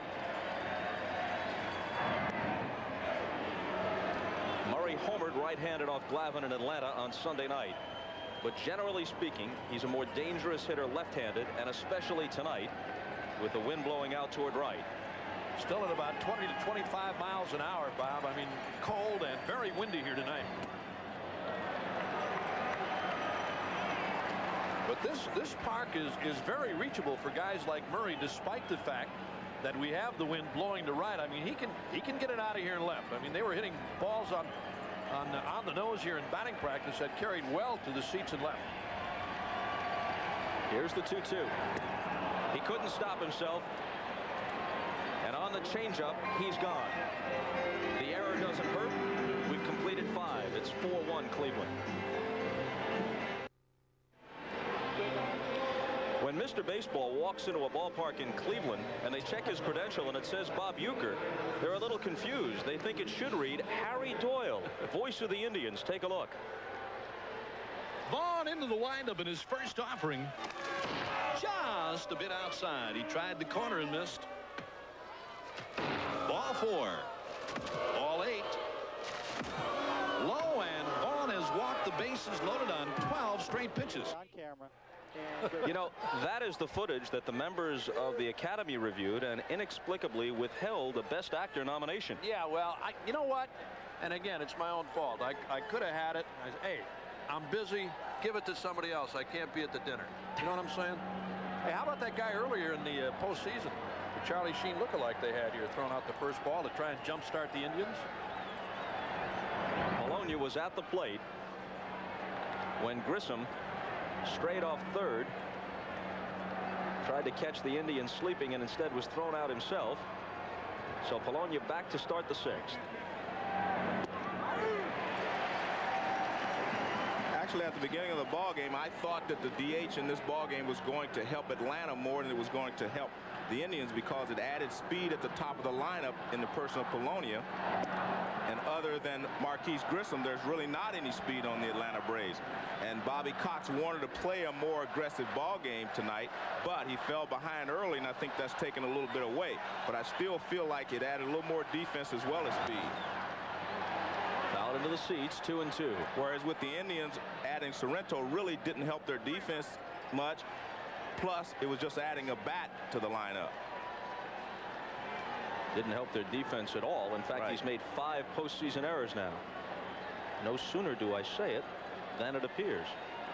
That's all other first basemen combined in the postseason with 3. Polonia with a weak wave at the splitter. and he sits down.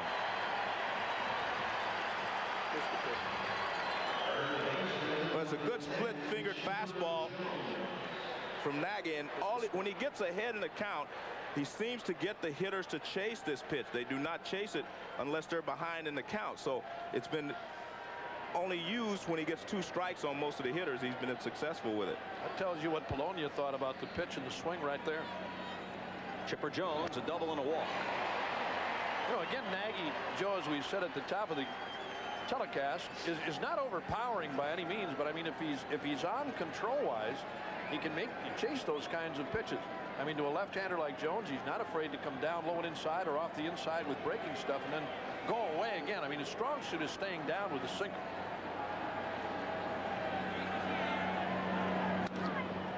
Reaches for it, sends a soft fly into shallow center. Lofton coming on to make the catch.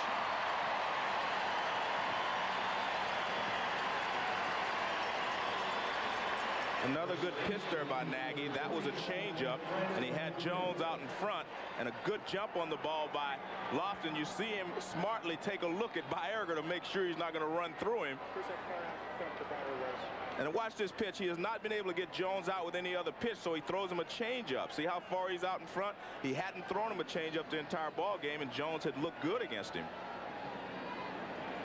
McGriff takes a ball.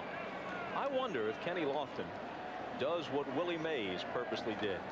Wear a hat just a little bit too small so that it flies off with the slightest exertion. Makes you look a little more exciting. He wears it high. I know that. The bill of the cap is high where you're going to get some air under it. I used to do that when I was running to first, so it looked like I was running faster. Just knock it off with your thumb, you know, in your stride. It wasn't a bad move. Gives the appearance that you're really burning down the line, doesn't it? But I mean, whether on the bases with the helmet or in the field with the cap, it flies off almost every time for Lofton. Well, he is an exciting player. He does a lot of things with a flair.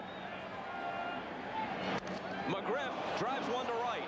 Ramirez turns and watches this one go out for McGriff's 2nd home run of this World Series and his 4th of the postseason.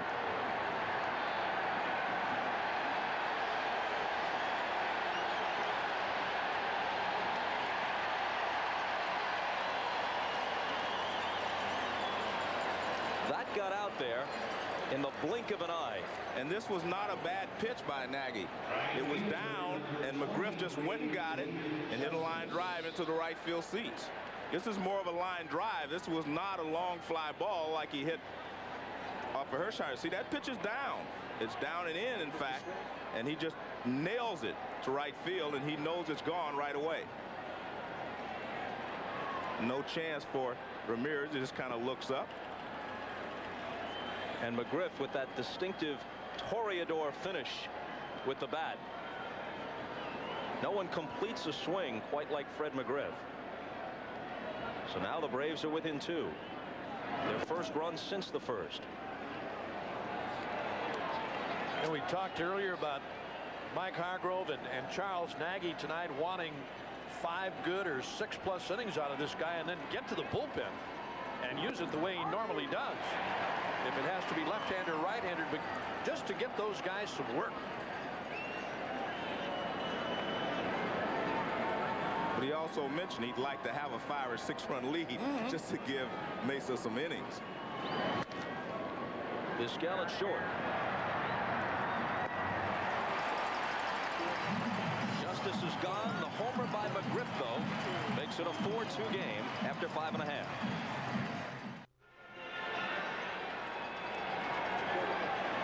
Here's the phone number we promised you. The Mickey Mantle Donor Awareness Foundation. For an organ donor card or information, 1-800-477-6425. That's 1-800-477-MIC for the Mickey Mantle Donor Awareness Foundation. Bottom of the 6th. Indian lead trimmed to 4-2. Thome, Ramirez, and Sorrento against Mercker.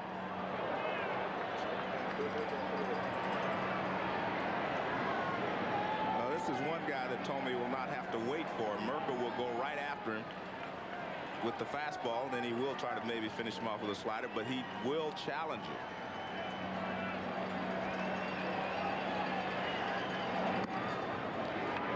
Shallow strike.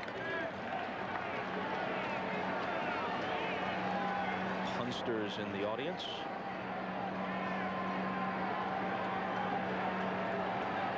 He's reached that section many times. High with a fastball, 2-1.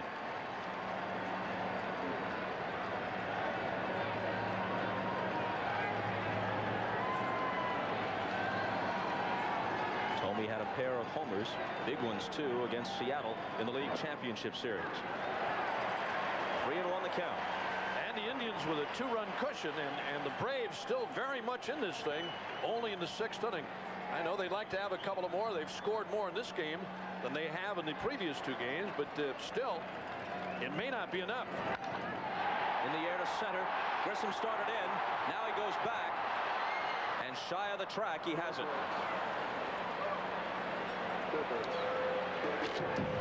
This 1995 World Series game is brought to you by Toyota and their full line of quality cars and trucks. Toyota, I love what you do for me. The most prescribed medication of its kind is now for heartburn, Tagamet HB, and Gillette Sensor XL in the Gillette series. Gillette, the best a man can get.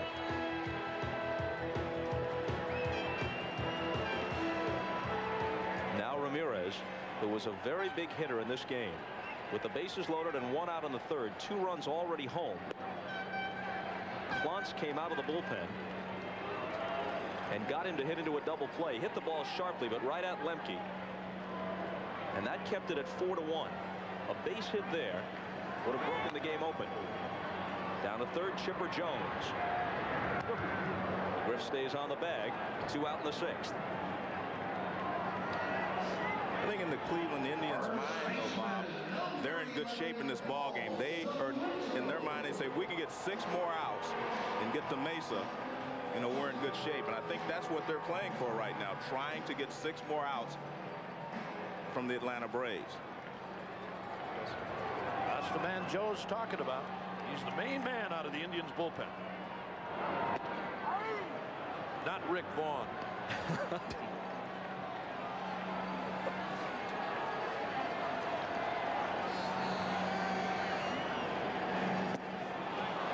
Sorrento way in front of the changeup. 0-2.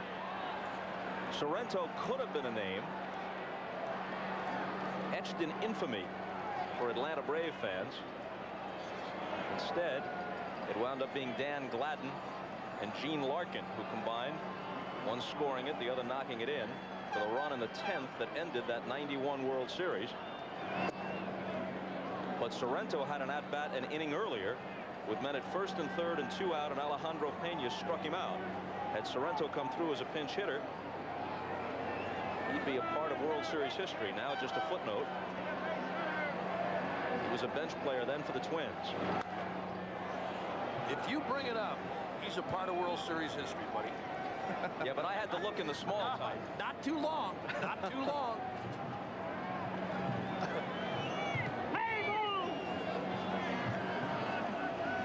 Nagy with Bud Black, former Indian, Royal, and Giant left-hander.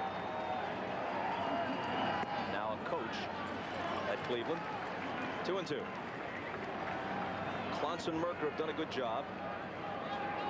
2 1/3 to this point combined. 1 hit, no walks, 2 strikeouts. Sorrento goes down swinging. It's a perfect 6th for Merker. On to the 7th, 4-2 Indians.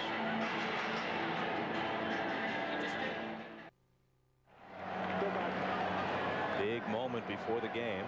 Promotion sponsored by Gillette, as you can plainly see. That was Raleigh Fingers coaching Sam Danzy. If Sam, who was in his 70s, could have gotten that pitch in the strike zone, he would have won $1 million. But it was just a bit low. That one isn't. On the first pitch, as we go to the 7th, Ryan Klesko with an opposite field home run, and he's come to life tonight. Robbed of a hit his first time, singled his next, and then launches a rocket into the seats in left center on the first pitch of the 7th. So solo homers by McGriff and then Klesko have made this a 1-run game. Well, he talked to us before the ball game about going back through the middle and cutting down He's hit 2 balls back up the middle, and now he hits one in the seats in left field. I told you, the ball carries in this ballpark, despite the fact the wind is blowing to right. He hit this ball out of here in deep left center. And it's 4-3 now, and the Indians bullpen is busy. Klesko, who had 23 in the regular season, connects for his first postseason home run. Here's Lopez, whose homer won game 2. He's 0 for 2 tonight. He's hit safely in all 7 postseason games in which he's played. Hit .315 for the season.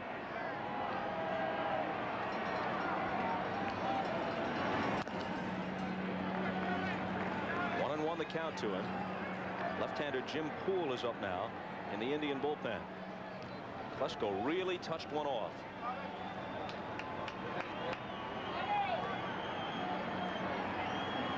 Called strike. 1-2. Eric Plunk, the right-hander, has joined Poole, the southpaw.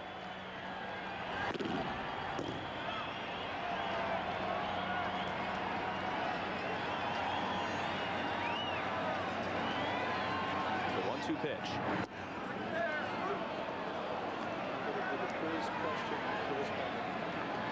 You know, this is the area in the game, Joe, where Hargrove talked to us about, you know, the possibility of Nagy giving him 6 good innings and then getting to the bullpen. He's given up 1 here in the 7th. Hop up towards first baseman Sorrento. Into foul ground he goes for the catch. Now for tonight's Toyota Diamond Dust baseball fact, Eddie Murray has hit at least 1 World Series home run in the 70s, 80s, and now 90s. Who are the 2 other players who have hit World Series home runs in 3 different decades? I wonder if Babe Ruth isn't one of them. Might have hit one, even though he was a pitcher, in 1918, the last time the Red Sox won it all. Lemke, the hitter, certainly hit them in the 20s and the 30s for the Yankees.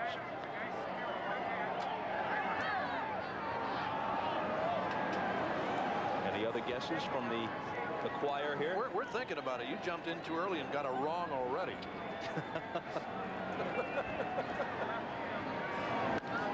Truck's on your case, buddy, right quick. Hey, but at least I'm willing to risk looking foolish. I'd rather wait and see the answer and look good. No guts, no glory, pal. A run home here in the 7th. The count 0-2 to Lemke. 1 out and nobody on. Lofted in center field. The ball hit fairly well, but Kenny backs up and takes it.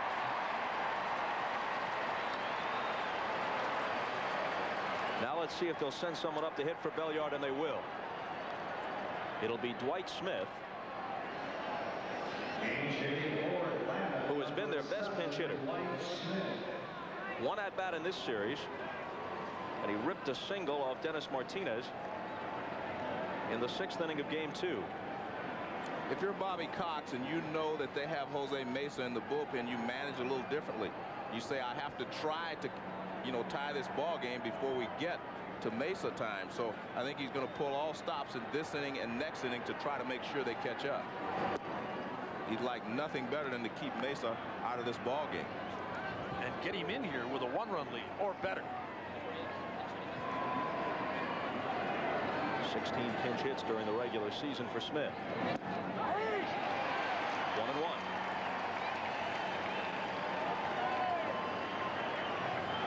Can I have my guess? Go ahead. I'll say Berra. 40s, 50s, and 60s for the Yankees. Good guess. Hammered to the right side, smothered by Sorrento. Underhands to Nagy, covering. Good play. Smith robbed of a pinch hit.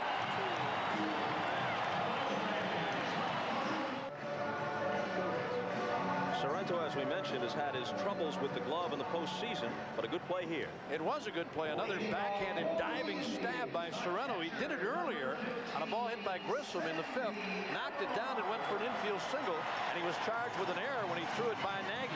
Here it is again, a nice backhanded play by Sorrento. Beautiful play, and this time a nice little underhand toss to end the inning. Yep, nice play. Merker trying to keep it a one-run game. Misses high with his first pitch to Alomar. Will be followed by Lofton and Vizquel. Clance and Merker have given the Braves a chance in this game. Hammered to short. The new shortstop is the rookie Mike Mordecai. He throws low, and McGriff bails him out. Well, there's an old saying in this game, the ball will always find you. You go out there, here's a young player playing his first World Series. What happens? The first pitch that he's playing in the field, it finds him, and he doesn't make a good throw. He holds on to it a little too tightly. And McGriff, as you said, bails him out. Good play by McGriff. And you see, he says, hey, well, but he got away with it. Hey, that first ground ball is always the toughest. And it's cold tonight, Joe, and maybe didn't have enough time to warm up. There you see, he's played well in 69 games without an error. Useful guy off the bench, had a big hit in the LCS against Cincinnati to give them a 9th-inning lead, a game they eventually won in extra innings. A couple of years ago at Richmond, he played every position during the season except pitcher. Lofton's 3 for 3, pair of singles and a double. Caught stealing, though, back in the 4th for the first time this postseason. Beautiful throw by Lopez. Had to be on the bag, and it was to get him. This postseason has been something of a coming out party for Javi Lopez, who obviously is a fine player. Hit .315 with 14 homers, but he has really come through on a national stage against the Reds and now here against the Indians. I talked to Charlie O'Brien before the game tonight, and he said Lopez will work tonight and tomorrow, and O'Brien said that he would catch the game on Thursday. Lofton holds off, and it's 3-1. That's kind of a switch because O'Brien has almost always caught the games Greg Maddux pitches. I talked to him before the game. That's what he told me. He said probably on Thursday. And there's a walk for Lofton. Aboard for the 4th consecutive time. Of course, the Braves are hoping the whole question is moot and Maddux is done for the year. Absolutely. They hope they can complete the sweep. Greg McMichael, who worked out of the bullpen in game 2.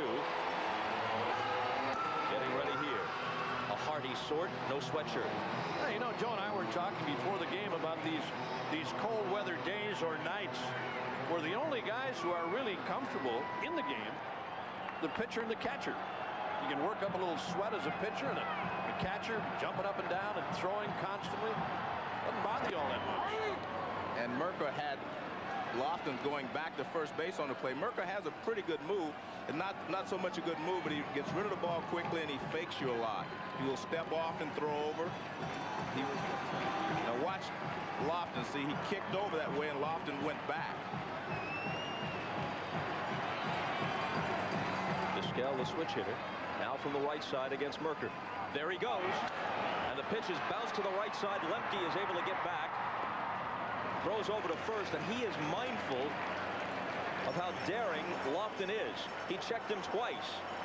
He knew he had time to get Vizquel. He didn't have to throw right away, and he looked at Lofton twice just in case Kenny had any ideas about bolting for third once Lemke released the throw to first.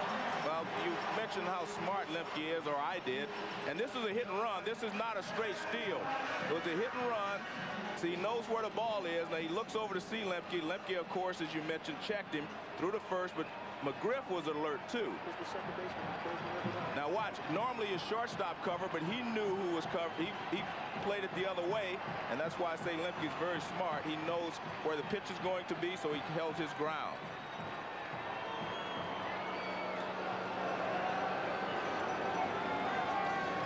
It's really aggravating as a hitter sometimes, Joe, when a hit and run is put on and you know you're going to take a shot to right field, say a right-handed batter anyway, and you got the shortstop covering, and you do your job. I mean, you hit a ball to the right side that normally would be a base hit, but the other guy's covering.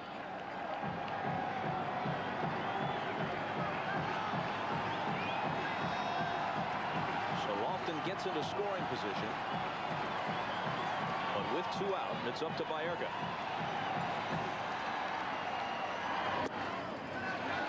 To him. He's 1 for 3, has a couple of RBIs tonight.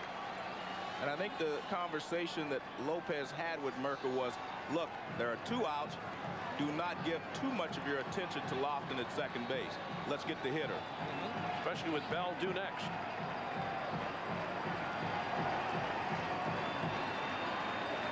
Mordecai trying to sneak in behind. Now Lofton takes off, and there's no chance in the world. Well, not only that, that was a bad play by Mercker. Anytime your shortstop is standing at the bag, you either have to step off or throw to second base. I mean, if he throws that pitch over the plate and Baerga hits the ball, now watch. Now watch, Mordecai will go to the bag. You have to either throw it or step off. You got the whole left side open, and if he would have thrown a strike and Baerga pulled the ball, it would have been a base hit. Just not a smart play there by Mercker. Step off if you don't want to throw to second. Now Lofton dancing down the line at third as the pitch comes home to Baerga. Hit toward the hole. Mordecai from the outfield grass can't throw as he slips. And the speed of Lofton produces a run. And as I said earlier, he loves the stage. He likes being the focus, and he is the catalyst of this ball club.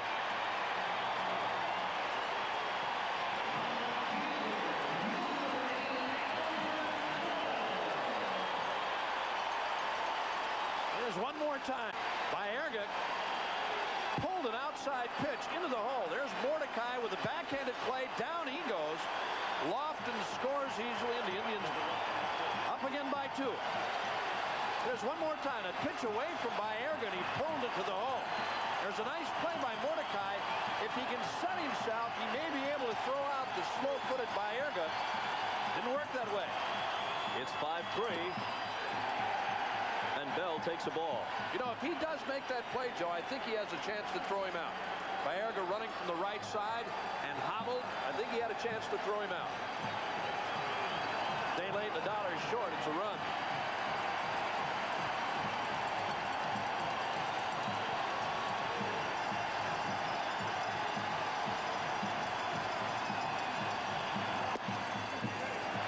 To Bell. Omar Vizquel was talking the other day about Bell's outbursts. He can be a surly guy, Albert Bell. He said, Omar said, I've seen him break water coolers, smash telephones, and throw cookies. Now here's what I say. A telephone, a water cooler, that's one thing. When you start throwing the Oreos around, forget about it. You've gone too far. 3-0. You just start pitching cookies around a clubhouse, you have crossed the line.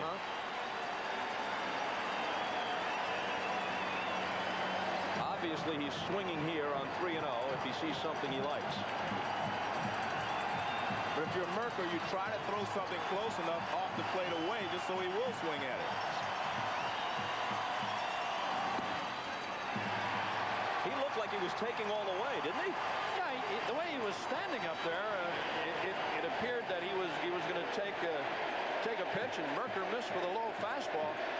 I guess in that situation, Joe, I mean, with a guy like Bell and in the situation we have here, that wasn't a bad pitch. I mean, you know, if you want to take a whack at one, he's a guy that drives in a lot of runs for you, to take a whack and try and go for it, but he didn't. Well, he's not swinging the bat as well. He hasn't had a lot of success, and as you know, as a hitter, if you're not swinging the bat well, you're not getting a lot of base hits.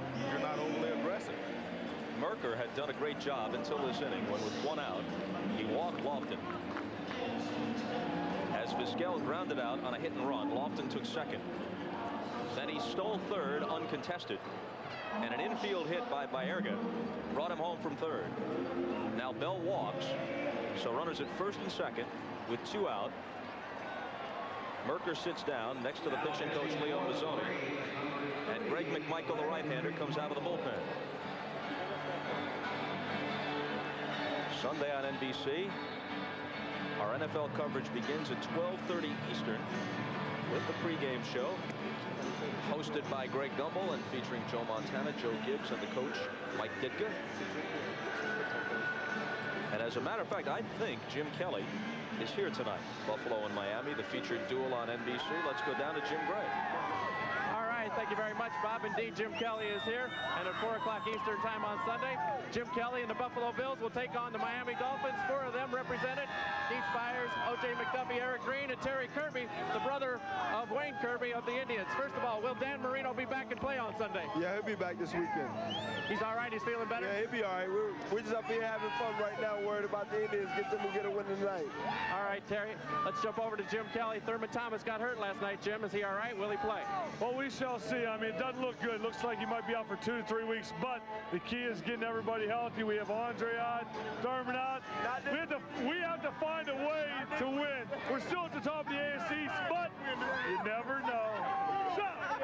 A quick update on Marv Levy. Well, I talked to him earlier, and he's doing fine. It doesn't look like he'll be out as long as people think he is, but my prayers are with him. He's an excellent coach, and we need him. All right, Jim. Well, they have one thing in common tonight, Bob. They're all for the Indians tonight. Back upstairs to you. All right, Jim, and there you see the importance of that battle in the AFC East Sunday on NBC.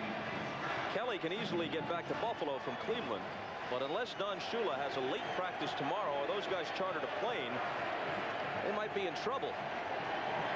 And Shula blows the whistle tomorrow in Miami. Well, Greg McMichael throws a lot of change-ups, and that pitch has bothered Eddie Murray in this entire series. That's why they brought him in. In for a strike, and Murray doesn't think so.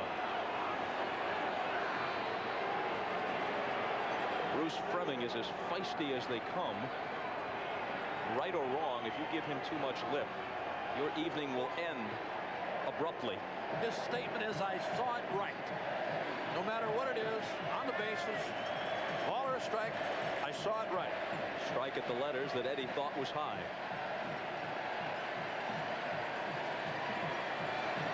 Homie on deck. 1-1.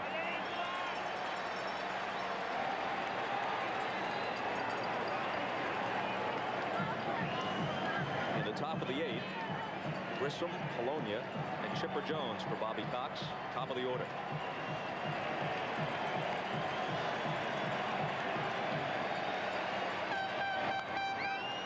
Eddie pops it back, no play. Good pitch by McMichael. He knows Eddie is sitting on a changeup there. Threw him another fastball in. Now he's got him set up for the changeup because he's seen the fastball in and he has to protect against that, so he'll be able to throw him a changeup now. If he can get it away, he probably will be able to get Eddie out.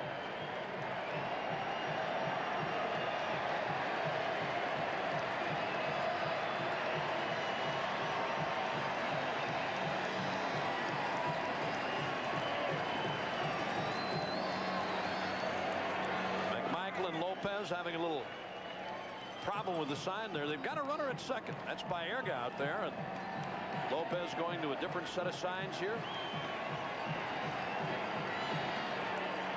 Here comes the 1-2 pitch. Change up in the dirt, but he wasn't able to check his swing. Lopez tags him to make it official. But a huge run comes home in the 7th for the Indians to pad their lead.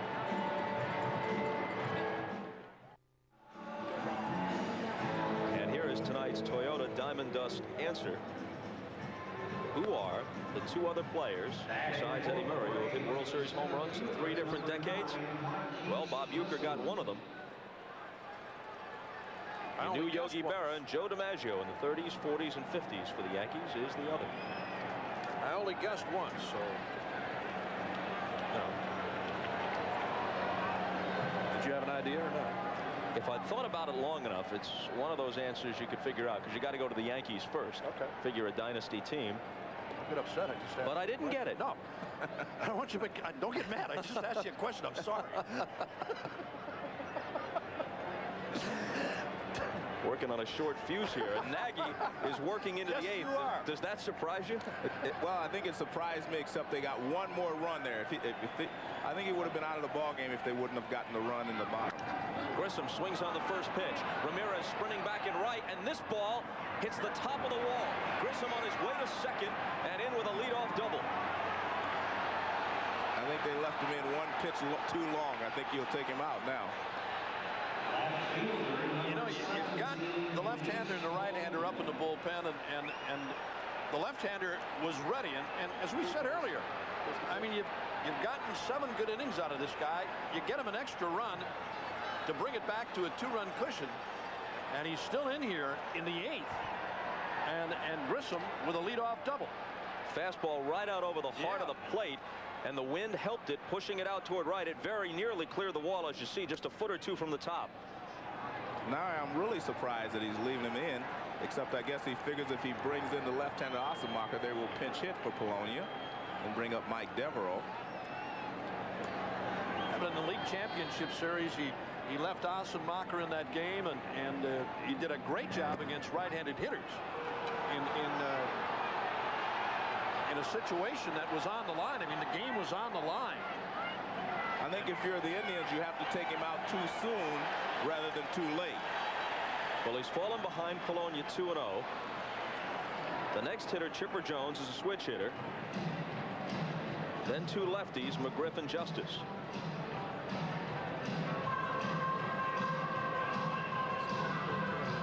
Tavares, the right-hander.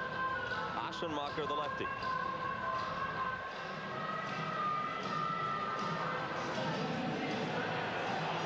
It looked like Hargrove might have said, "Do you think you can get this guy?" And Nagy said, you could plainly see him say, "I do."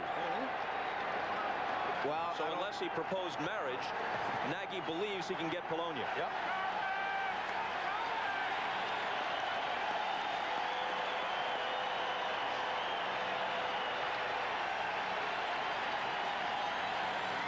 The 2-0. 3-0 with Jones on deck. You know what Mike Hargrove was thinking right there on that last call by Fremming? He thought the pitch was a strike. It was close, but it was up.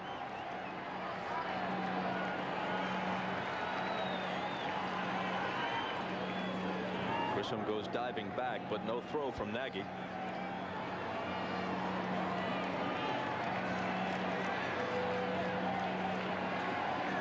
Game 3, Atlanta up 2-0, but in the 8th here, it's 5-3 Cleveland.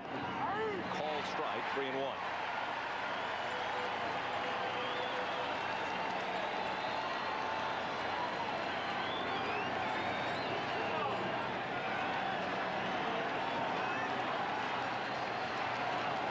Polonia's 0 for 3.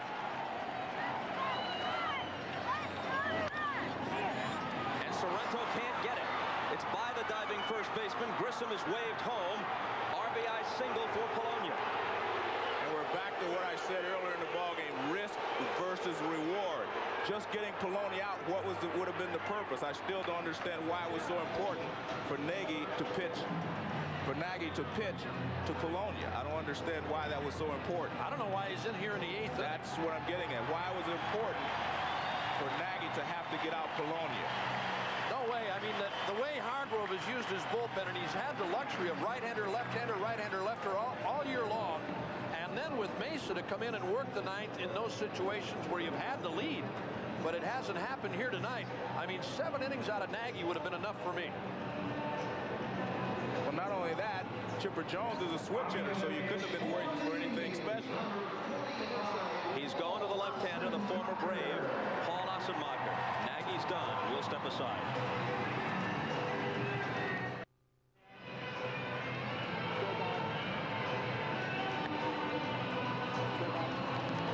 Back at Jacobs Field, Bob Costas, Bob Uecker, Joe Morgan.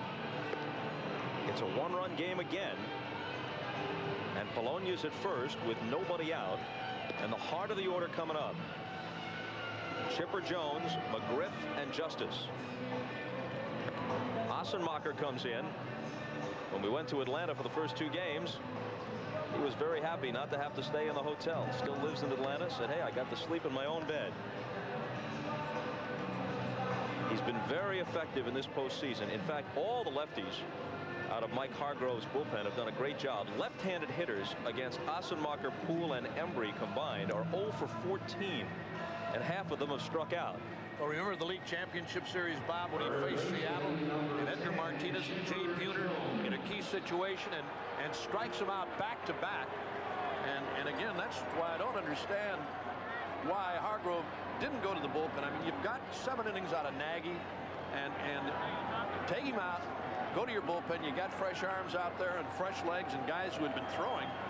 And he waits till the 8th. The run is in here, still nobody out, and the tying run at first.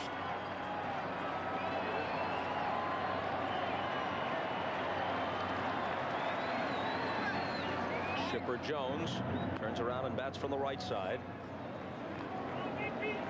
If there would have been a left-handed hitter following Polonia, then I could understand, or a right-handed hitter that he was going to bring in a right-hander for. I could understand him leaving in, but there wasn't really much to accomplish by letting Nagy pitch to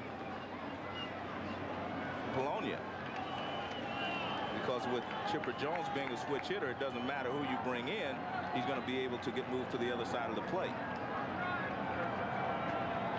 Assenmacher again to first, and Polonia again back. Jones has doubled, walked, and flied to center. The Braves have always been able to come back late in ball games, especially when against the starters. In there for a strike.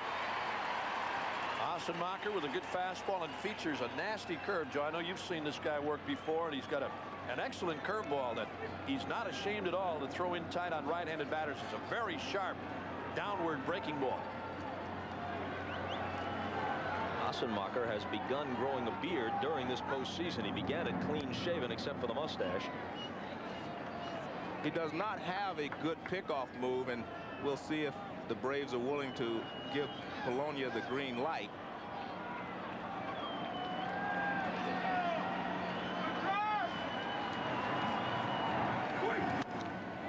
Jones fouls it back. Remember, if you're a base runner and the left-handed pitcher takes his right foot past the rubber, he has to go to the plate. So that's a real telltale sign for you. Jones steps out and takes a long look at Jimmy Williams in the third base coaching box, but he's behind on the count now, 0-2.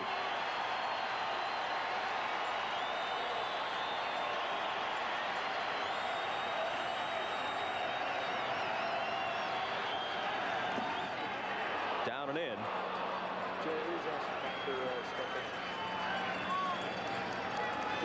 Now watch his right leg. Now when that foot goes behind the rubber, he has to go to the plate, and you can get a good jump by reading that.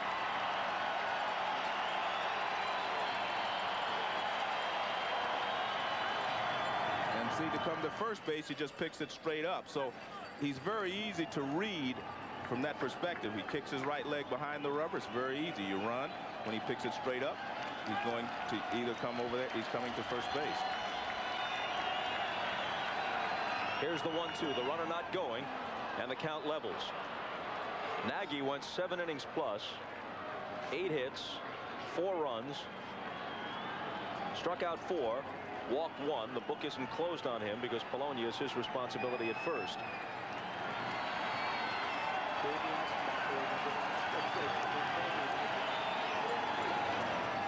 There goes the runner with the pitch down and in, and Polonia steals second. The ball squirts away, but he's able to hold there after thinking about bolting for third.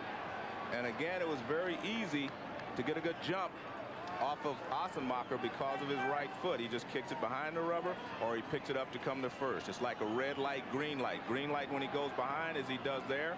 Red light if he picks it straight up. Really no chance for Alomar. You see, he was trying to rush it. Ball gets away, but no chance for Polonia. Watch, right there, go. Right there, he does so. And he got a good jump, and he steals second base easily. Alomar double clutched on that ball, too, Joe. He didn't have a good grip when he tried to get off the throw the first time. And now Jones, after being behind in the count 0-2, draws a walk. The tying run at second, the go-ahead run at first, with nobody out in the 8th.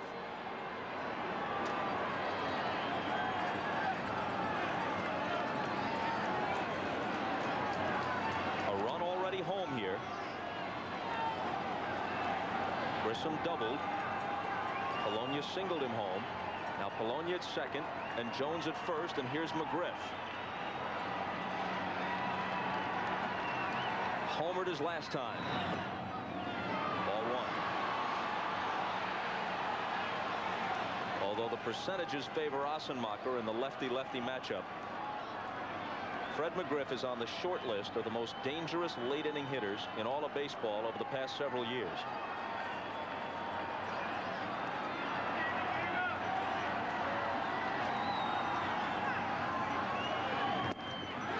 In there, strike one.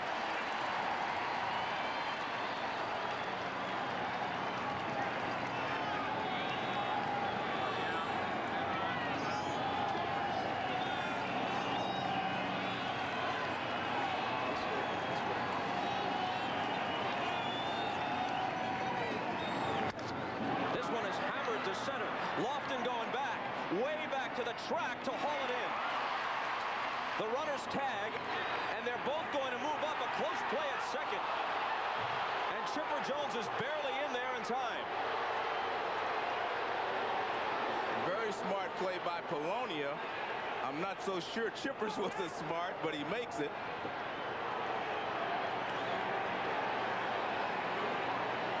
Well, now that he has made it, a single can give them the lead. Hargrove now in a discussion with Frank Pulley. He was there. I thought he beat the throw, but a heck of a throw by Lofton. Nice play by Lofton. Heck of a throw. This is a heck of a catch and a heck of a throw. Polonia's going to make the break and go to third easily, but watch this throw by Lofton. And they almost nailed Jones at second. A one-hopper to Baerga covering. And they almost got him. This is a very close play, but he's in there. You're right. He got there. Look how strong and accurate that throw was from the track, and without any hesitation. He has to get his bearings after making the catch. A lot of people talk about Lofton's speed, but he has one of the better throwing arms in the American League. As you look at the tag one more time, Jones in there, and the tag late by Baerga. Close play at second. A good slide by Jones away from the tag on the infield rather than outfield side of second base. Well, he had to play in front of him, Bob. He saw the throw coming from Lofton. And as the runner, you can do anything you want. The second baseman doesn't know where you're going. All he can do is wait to grab the ball and then try to slap a tag on you. I just don't think he felt that Lofton would be able to make that good a throw running away from the infield as he was. The infield is back. On a ground ball, they'll concede the tying run. That or a fly ball could tie this game. A base hit could give them the lead. Baerga boots it. Does he recover in time? No, safe. The game tied, and runners at the corners. Still only one out.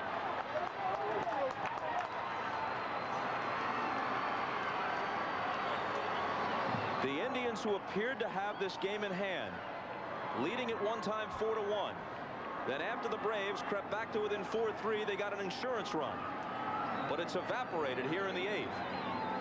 Well, this ball is booted by Baerga. I don't know how they're going to score it, but he should have come up with that ball. He got a good hop. He just did not make the play, and a hustling Dave Justice beats the play at first base. Now watch this ball. He has plenty of time to get over there. He does get there. Now watch, he's there right in front of it. He just misses it. And again, he recovers quickly, but you have to give Justice credit because he was hustling down the line, and he beats the throw at first. They've scored it, an error, and here is Hargrove again. As the Braves have tied this game. Remember back a couple of innings ago, Joe, when it was 4-1? Right. And we talked about it not being enough, maybe not being enough. Well, back to even, and still only one out. And the lead run now at third. And another change for the Indians.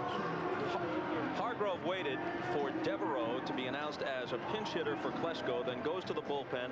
Assenmacher out, and the right-hander Tavares coming in to pitch to Devereaux. So even though Klesko had homered his last time up, as long as the left-hander Assenmacher was in there, Cox was going to go to his bench and send up Devereaux. And in turn, Hargrove makes his counter move. But a move he didn't make may haunt him. To take Nagy out at the start of this inning, which is what just about everybody expected. Instead, he leaves him in for two hitters. The first pitch of the inning was a fat fastball that Grissom doubled on. Then after he fell behind Polonia 2-0, Hargrove went out to talk to him. Nagy appeared to assure him that he still felt as if he had something left and could get Polonia. Polonia grounded a sharp single by the diving Sorrento at first base. That made it 5-4, and at that point, Hargrove went to the bullpen for Assenmacher. Assenmacher got ahead of Chipper Jones 0-2, but then lost him on a walk. McGriff belted one to deep center field. Lofton made the catch on the warning track. Both runners tagged. And the runner at first, Jones, got away with it. Polonia advanced to third easily. It was a close play at second. Jones was able to slide in safely, and now that becomes very important because as Justice grounded to the right side, Polonia would have scored in any case, but on the error by Baerga, Chipper Jones now finds himself at third base rather than at second, assuming that the sequence played itself out and the pitching pattern would have been the same way. So he's in position now to score the go-ahead run on an out. On a fly ball. Now, base hit, fly ball, air, pass ball, wild pitch, whatever. The Braves are in great shape here in the 8th inning.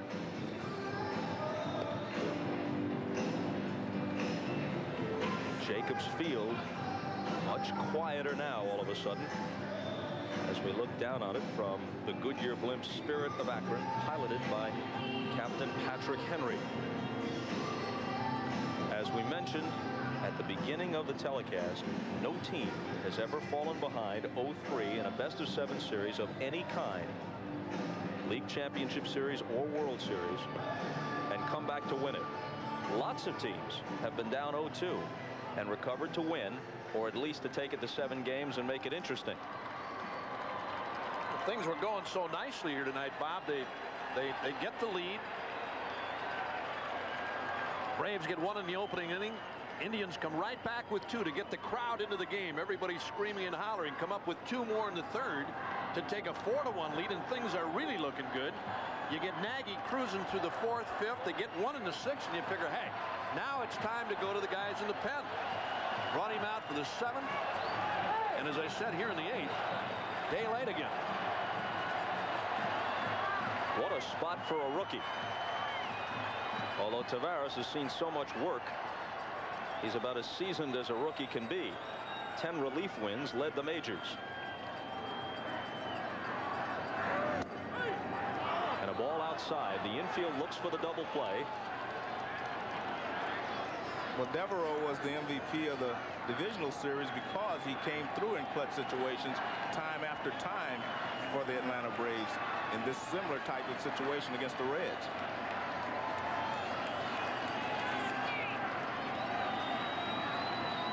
The 1-0 pitch is hammered into left center field. It gets down for a base hit. The Braves have taken the lead. In comes Chipper Jones.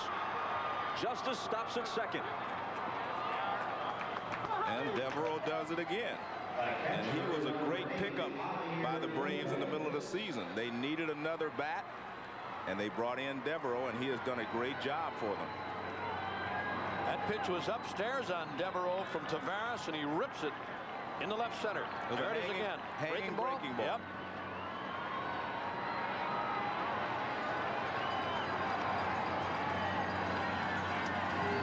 Lopez now grounds one to the right side. Baerga will try to turn 2. Vizquel up in the air brilliantly on the pivot.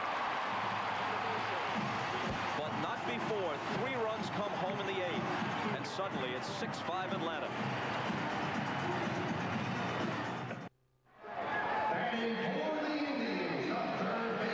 Good news, bad news for Taveras. First, the good news.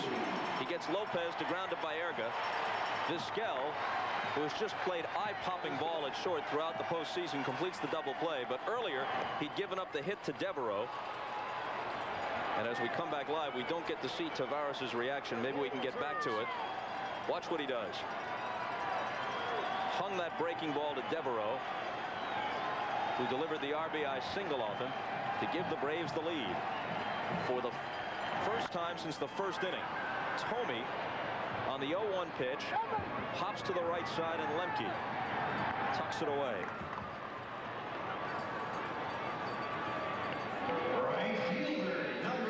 Julian Taveras with a hanging breaking ball, and Devereaux ripped it to left center.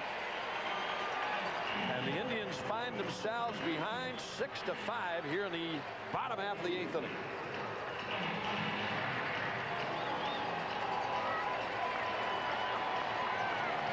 Greg McMichael out there in the 8th. But if they maintain the lead, It'll be Wohlers to try to bring the hammer down in the ninth.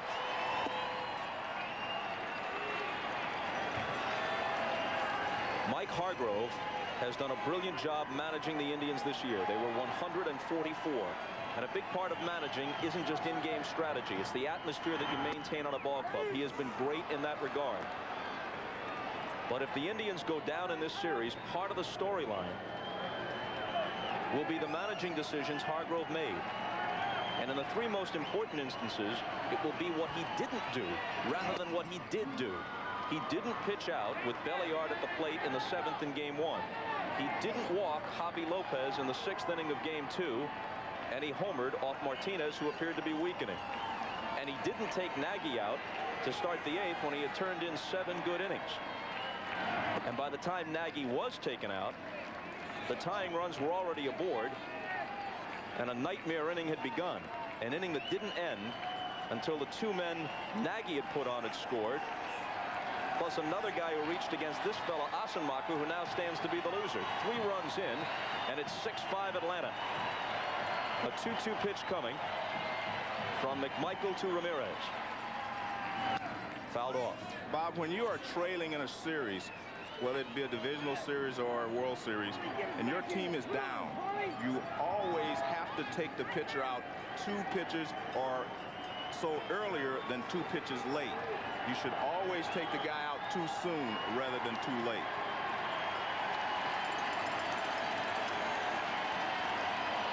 Another 2-2 pitch. Full count. If they don't get back into this series, I know we would all hate to see Mike Hargrove receive some of the criticism he will inevitably receive, because the public can be tough, the press can be tough. This is a class guy, but his moves have not worked for him here. A walk to Ramirez. You know, it's not a second guess by any means, Bob, because it's something that he told us before the game, that if he gets 6 good innings out of Nagy, maybe 7, but 6 good ones, to go to the bullpen. And it didn't happen that way tonight. I mean, again, after the barn door was open, it was too late.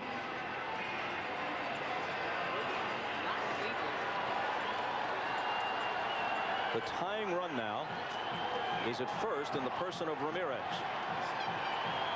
Sorrento, who has struck out all 3 times, comes up and takes one on the corner for a strike.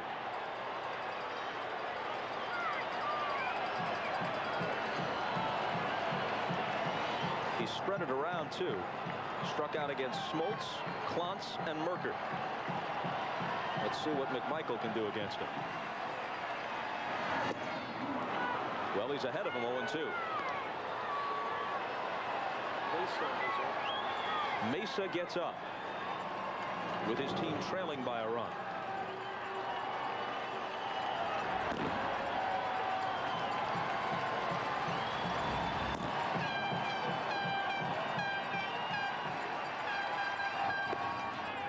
A ball and 2 strikes to Sorrento, who hit just .235 for the year, but had 25 home runs. This is a situation where Bobby Cox knows that if he can win this ball game, he can almost clinch the series. And I wouldn't be surprised if he wouldn't bring Wohlers in here in the 8th inning if he has to. Hit hard, base hit. Ramirez to second, around second, stumbles a little bit as he heads for third. Justice's throw is cut off.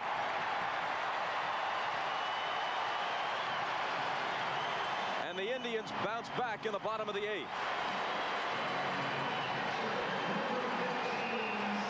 Good hitting by Sorrento to take advantage of that hole created by McGriff holding the runner on. See that big hole on the right side? If McGriff is back, he makes a play on this ball, but you can see holding the runner, he had no chance. Good hitting there by Sorrento, taking advantage of that hole on the right side. There you see Ramirez coming around second. Jeff Newman telling him to get down at third, but the throw never came on. Well, you talk about walks hurting in games. In the 8th inning, top half, a walk cost the Indians a run, and here in the 8th, bottom half, walk to Ramirez could cost the Braves a run. Get this game back to even. Cox isn't going to wait. Now, this is as I suspected. He would bring Wohlers in to try to finish this game off. Right now, he needs a strikeout or a double play, and he does not really have many people in that bullpen who can get you the ground ball. Pena, who was up throwing as well, would not be able to get to the ground ball. He is basically a strikeout fly ball pitcher as well. Exit McMichael. Enter Wohlers, and we'll be back.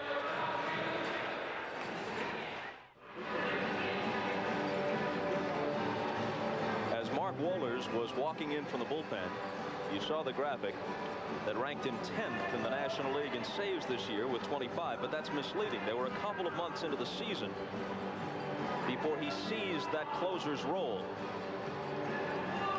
He'd had only one save over the previous 2 years, as they had mostly used him as a setup man. He could never quite find himself. He was in the Braves organization for many years, mostly at the major league level, could always throw very hard. But he finally found a groove this year and became their closer. And he will approach triple digits on the radar gun. We had him clocked at 99 in game 2. Isn't it interesting, Bob, when you look at both of these bullpens, the closers in both bullpens were guys that really found themselves later on. I mean, his closer started as something else. Mesa, who became the Indians closer, was a starter. And a guy that gave you 4 or 5 strong innings as a starter and then would run out of gas. They say, wait a minute. You know, if this guy is so good early, why not use him late and let him throw his best? Give it all he's got for an inning, and that's what they've used him for. 46 out of 48 times this year, he has saved games for the Indians. But we may see the best of both of these clubs here in the late innings. Talking about Wohlers, he's in there now, and Mesa for Cleveland. They're probably going to have to use Perry to play first base because Wayne Kirby has come into the game to run for Sorrento at first. We won't see Pena for a while because he's their only reserve catcher. Well, if they would have to go that far, Espinosa would be the other guy if it came to that point. Yeah. So the batter is Sandy Alomar Jr. First and third, one out. On the first pitch, he hits it between McGriff and the bag. The game is tied. Kirby, the pinch runner, to third. Stopped there by Newman. Alomar on his way in with a double, and he pumps his fist as he gets there.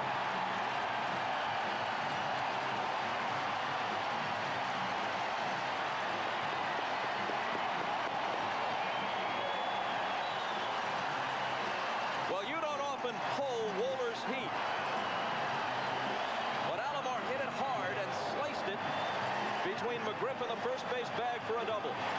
That was a close call at first. John Hirschbeck, the umpire there, and a bullet. Here it is one more time. There you see McGriff come off the bag, and this ball right down the line and fair, and a big double, a run in, lead run at third now. Still only one out, and the guy who has really made things happen for the Indians, Penny Lofton, coming up. Well, I think you have to walk Lofton in this situation.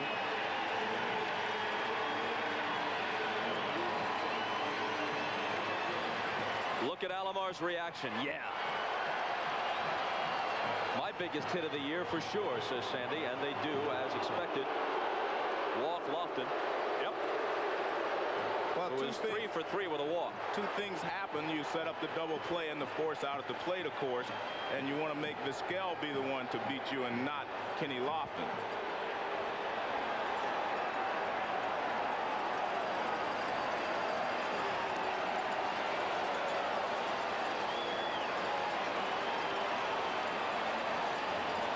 With a little luck now, Hargrove might be able to use Mesa in the 9th with a lead.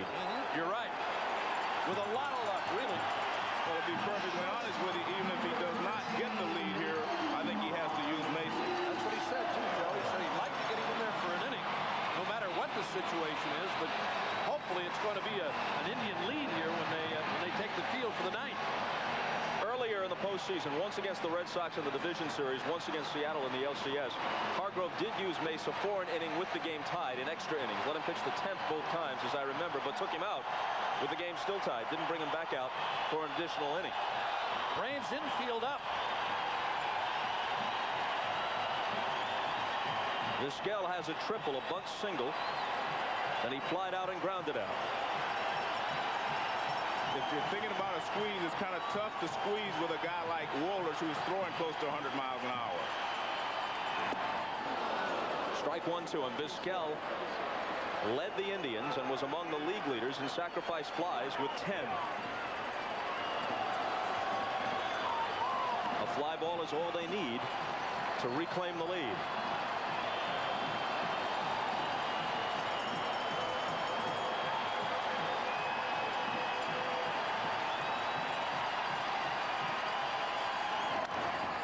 That'll make the seats. Each of the last 2 pitches were clocked at 97. The first 2 games of this series, 1-run Atlanta victories. The last 7 World Series defeats Bobby Cox has suffered have all been by 1 run. If he hasn't had a nervous breakdown by now, he never will.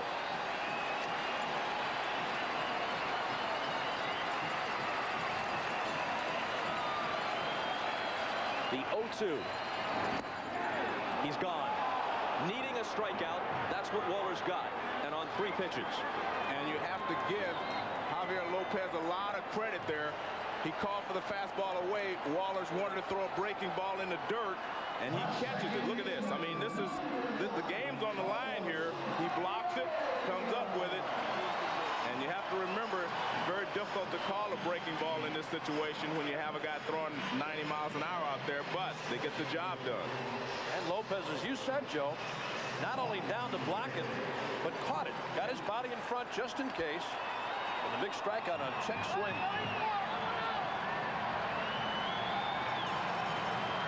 Vizquel couldn't come through. Now Baerga. With the bases juiced, but 2 down. He has 3 RBIs in a 2-for-4 night. Tied at 6. Hit sharply, Lemke. They'll tie it, but leave him loaded. To the 9th at Jacobs Field, game 3, all even.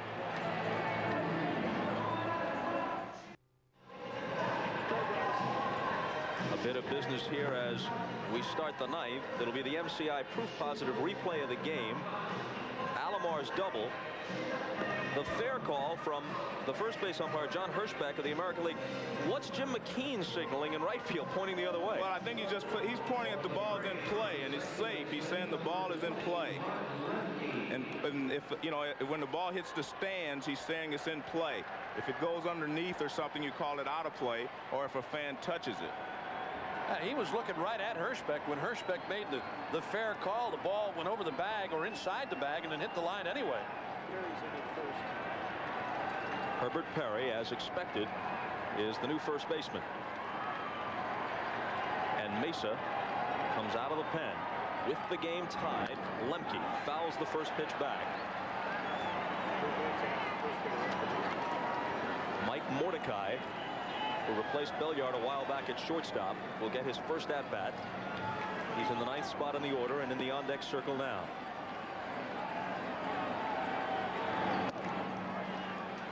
Mesa does not throw as hard as Wohlers, but he also has another pitch. He has a great split-fingered fastball that is his out pitch on occasion.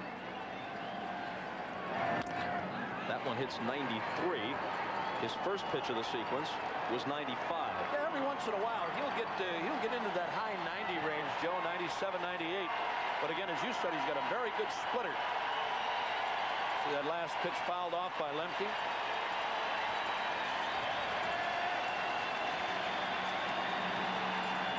The 1-2 misses. Mesa's ERA for the year was 1.13, saved 46 of a possible 48.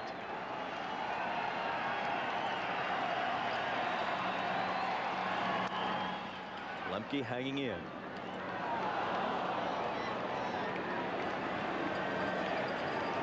We saw his save string broken here, Bob, in a game against the Tigers on a Chad Curtis home run in the 9th inning. Indians went on to win that game in extra innings. Lemke hits this one hard to deep right, and Ramirez will have to play it off the wall, and Lemke is going to be held to a single.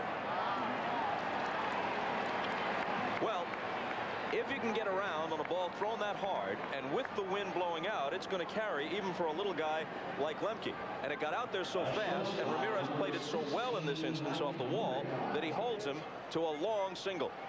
Here's again a high fastball from Mesa. And Lemke almost hits one out of here, and a good play by Ramirez.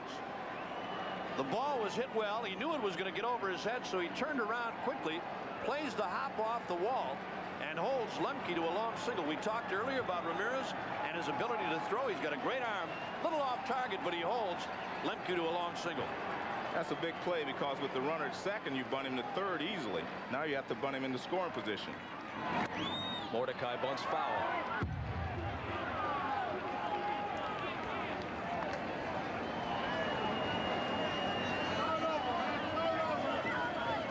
Mordecai had fewer than 100 plate appearances this year. Sacrificed successfully twice. Hit .280 at the big league level.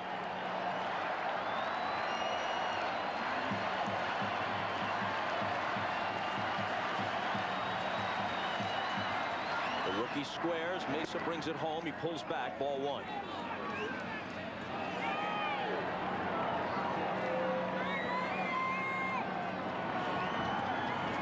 Bottom of the 9th for Cleveland. Bell, Murray, and Thome, the scheduled hitters.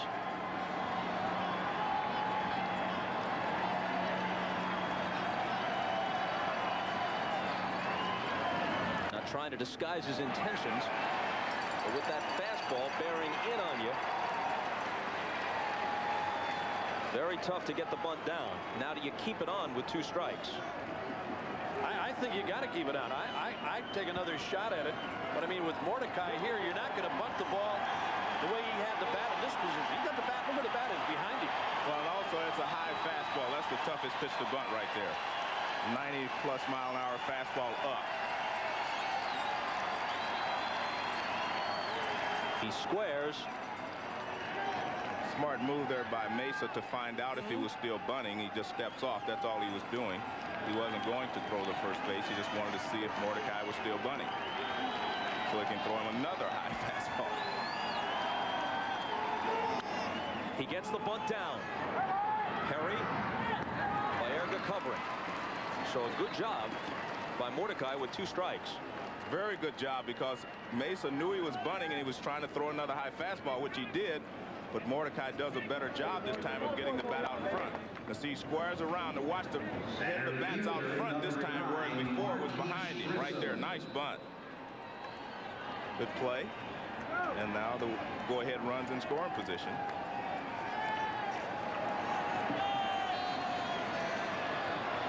Here's Grissom, a postseason terror, who is 2 for 4 tonight. Base hits each of his last 2 times at bat, a single and a double.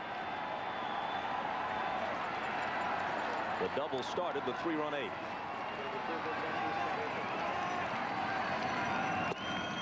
Called strike.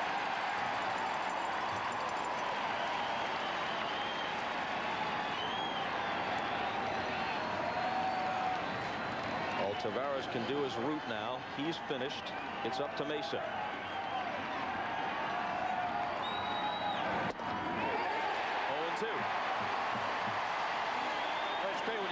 Two guys late in the game, Joe, like Wohlers and this guy. I mean, just bring heat one after another.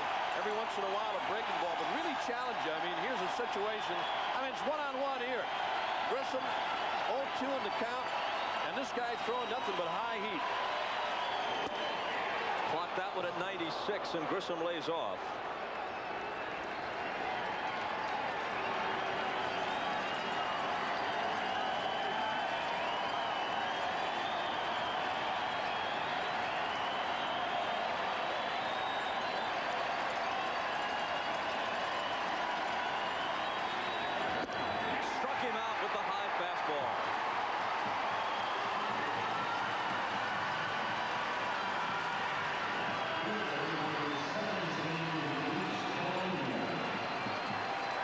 Even when you know it's coming, just try to hit it. I think he really pitched Grissom well there. Grissom was sitting on the forkball, and he just threw the fastball right by him. So he didn't know it was coming. Well, no, I'm not on that particular pitch. I'm talking about the first 2 pitches. I think he probably did know it was coming in, but the first 2 pitches are 2 I'm talking about. Big strikeout. Julian Taveras happy. Polonia. And a called strike. Taveras' sleep tonight depends upon weather. The Indians can come back and win this game. Otherwise, he'll be tossing and turning, thinking about the Devereaux hit.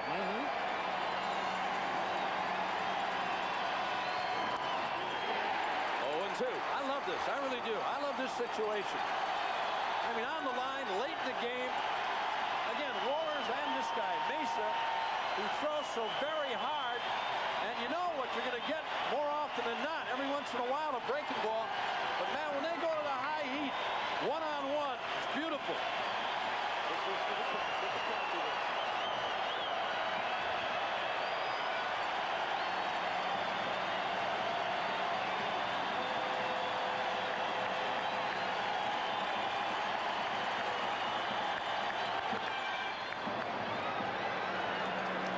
Tell you what, Mesa's just rearing back, letting it go.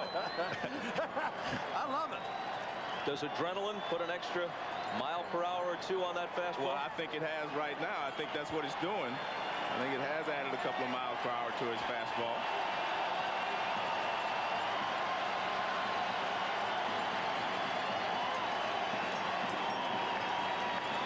Lemke away from second.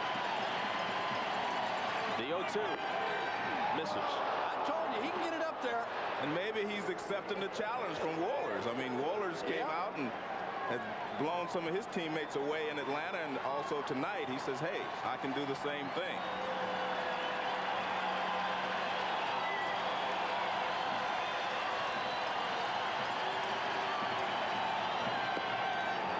Well, he threw him the split finger there. That's not fair. That is not fair. You throw a guy that many fastballs above 95 miles an hour, and then you throw him. Actually, that looks like a curveball. That is a curveball. Where did that come from? Yeah, that was a curveball. Curveball or a slider that really slid. Yeah, that was a curveball there.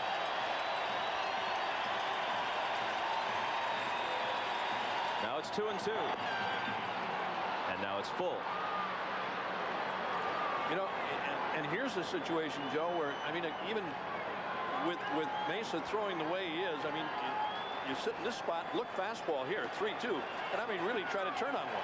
Well, you have to sit on the fastball. You cannot look for anything else when a guy's throwing this hard. Look for the fastball and try to adjust to something else.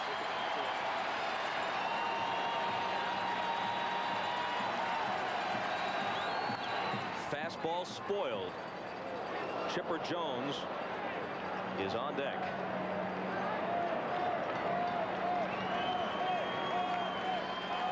Six runs, 10 hits, and an error for Atlanta. 6-10-2 for the Indians.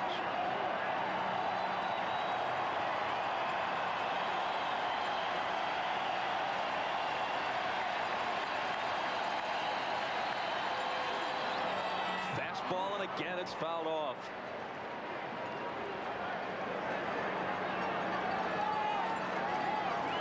This is an exciting game from the Atlanta dugout. It's a gut-wrenching game in this dugout.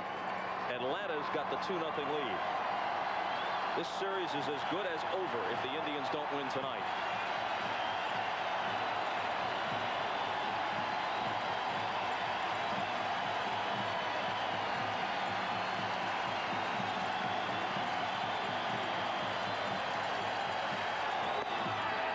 He lost it. He was ahead of him 0-2. Polonia battled him and earned that walk. Third baseman, number 10, Chipper Jones. This 1995 World Series game is brought to you by Budweiser, official sponsor of the 1996 U.S. Olympic team. This Bud's for you. Network MCI, how to get modern communications technology working for your business. And Sun America, the retirement savings specialists.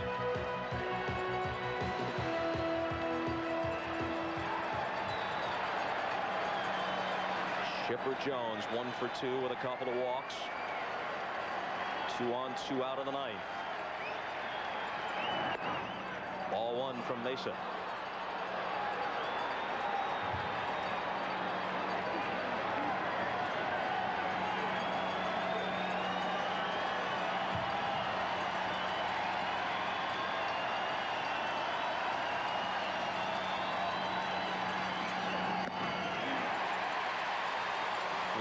To the possible National League Rookie of the Year.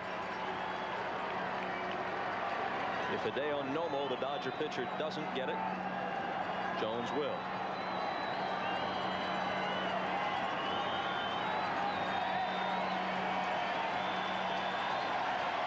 Lemke away from second. Polonia at first. Off speed and in there. 1 and 2. Tell you what, Mesa has thrown a couple of curveballs this inning. That was a curveball there because it had a hump in it. His split-fingered fastball doesn't have a hump in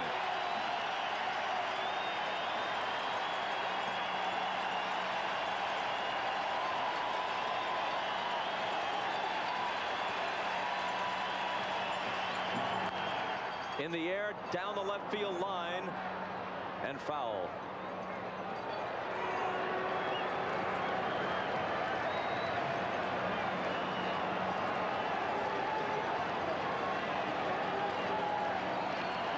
If it were possible to sweat on a night like this, the Braves would be making Mesa sweat in this 9th inning. Even if he gets out of it, they've made him work.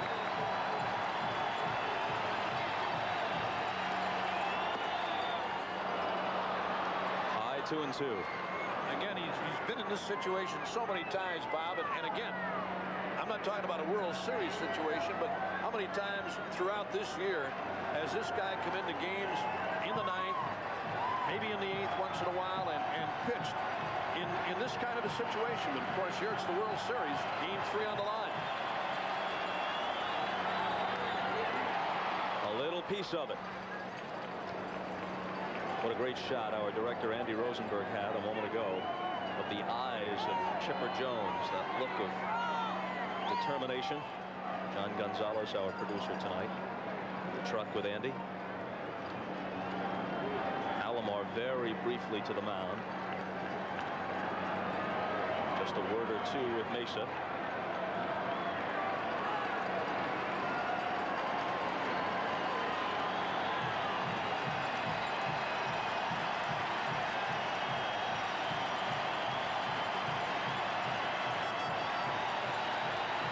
Again.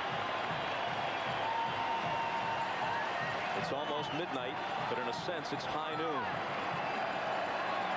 And Jones steps out.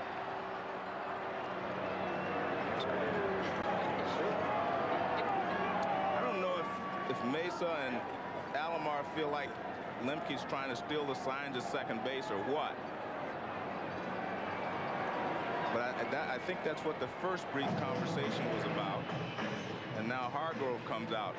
That's Mark Wiley, I believe, Joe. Oh, that's Mark. I'm sorry. I think it is.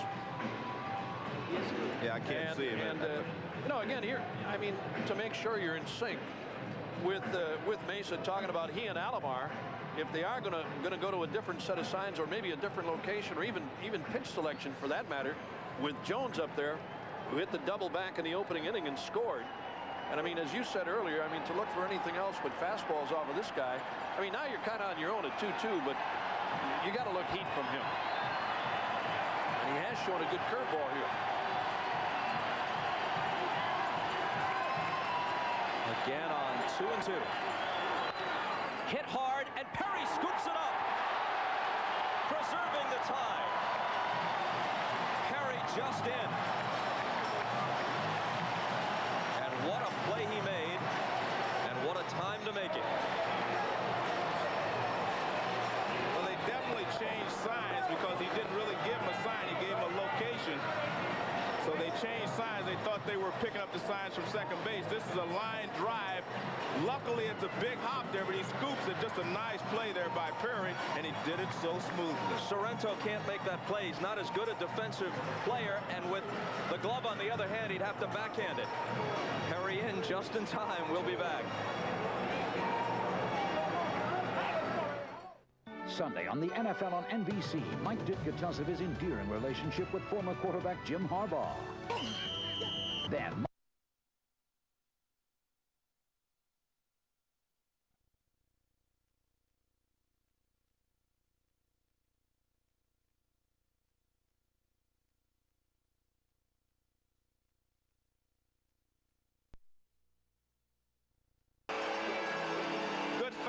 inside, but Chipper Jones turns on it, and he gets enough of it. He didn't hammer it, but he gets enough of it that this could win the ball game had it gone through. And just an excellent play here by Perry. Watch this.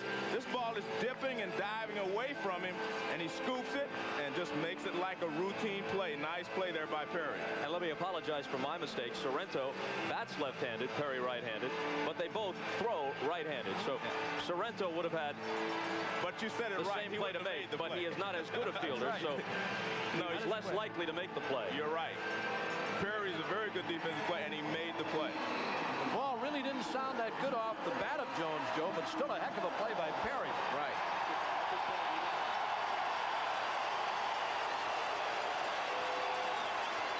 To the bottom of the ninth, and here comes Bell. Grounded out, had an RBI single, reached on an error, and walked. 1 for 3. It's Wohlers and Mesa bringing heat on a cold night.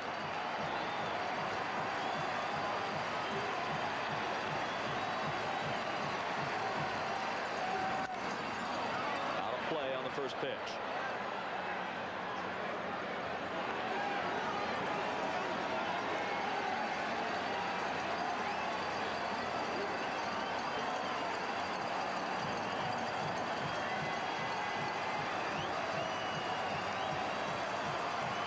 Late inning heroics were a constant for the Indians this year.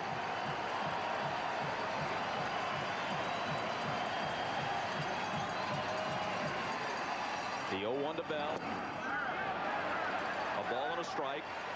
Murray next, then Thome. Well, we don't have to tell you what Albert Bell did throughout the season with 50 home runs. A guy that is a great mistake hitter. I mean, you throw stuff upstairs on this guy, and out over the plate, inside to the middle portion, he loves to hit it.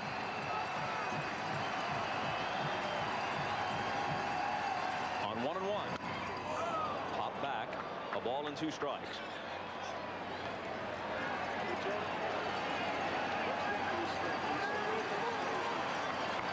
On this fastball, he is just late. This pitch is up.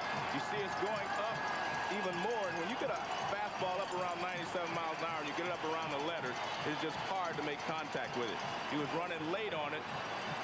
And in fact, that was a 100-mile-an-hour fastball.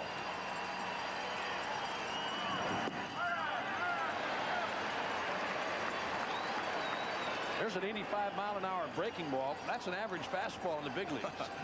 85 to 86. I'm not so sure why they even call that pitch, because you could see he was holding on to it to make sure that he didn't hang it. You know, he doesn't want to hang a breaking ball. He'd rather throw him a fastball and challenge him. That was just to show him a different pitch.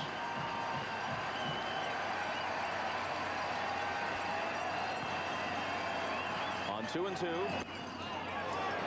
runs out full. That one wasn't to show him a different pitch. No, there's no way. That was to get him out, right? Exactly, but no way is he going to hang that breaking ball over the plate. So he's going to hold on to it a little longer, and you will make more mistakes trying to do that. Making sure that you don't hang it, you're going to make mistakes with it.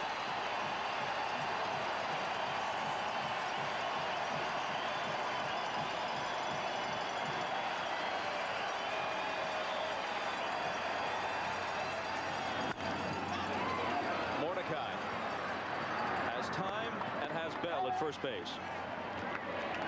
So Albert grounds out on the 3-2 pitch.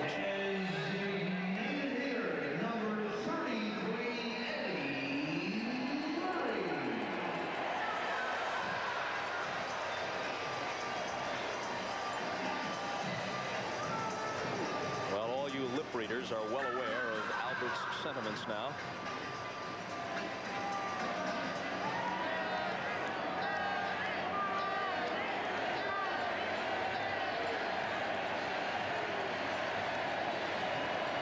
I wish I could have gotten a hit, says Albert. Murray. If they don't score, Mesa comes back out for the 10th. You would have to think, although that has not been the pattern for Mike Hargrove, even in the Division Series and League Championship Series.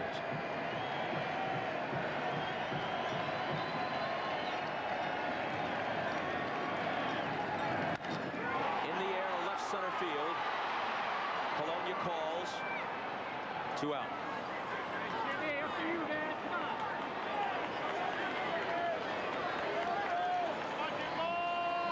This situation, Bob, with the fact that Mesa hasn't worked all that much, I mean, another inning or 2 even, another inning anyway, not going to hurt him. I mean, he's throwing good. Both these guys really throwing hard, Walters and Mesa.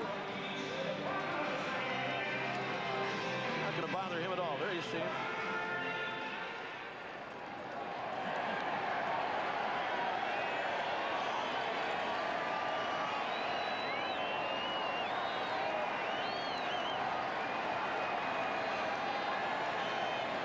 Thome 0 for 3 with a walk.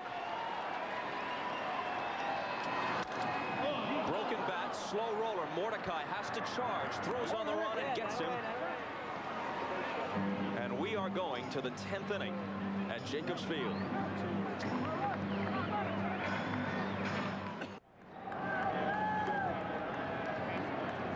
Extra innings at Jacobs Field. Commissioner Bud Selig on the right. The kind of drama he hopes for in the World Series. NBC Sports President Dick Ebersol saying, call Jay Leno. Tell him he'll be on very late tonight. And Conan O'Brien about dawn. McGriff with Mesa out for a 2nd inning of work.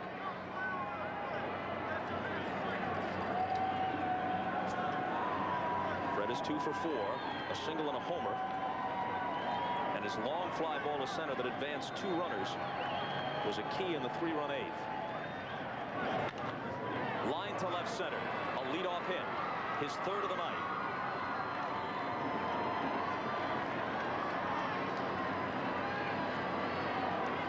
Well, after Mason starts him off with a breaking ball, he comes with a fastball, and McGriff sitting right on it. Leadoff single to left. This is Cleveland's 3rd extra inning game of the postseason and Atlanta's 4th. Counting regular and postseason, Cleveland's 14-1 in extra innings. Atlanta is 5-10.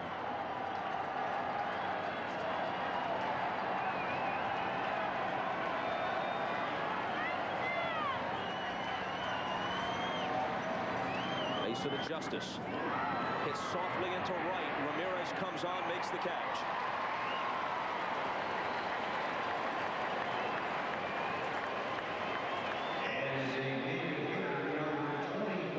If you're Bobby Cox, you're sitting in that dugout saying, what else is new?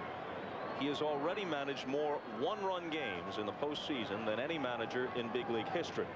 Of course, prior to 1969, it was just the World Series, so he's had many chances with the expanded playoffs, especially this year. One more than Sparky Anderson.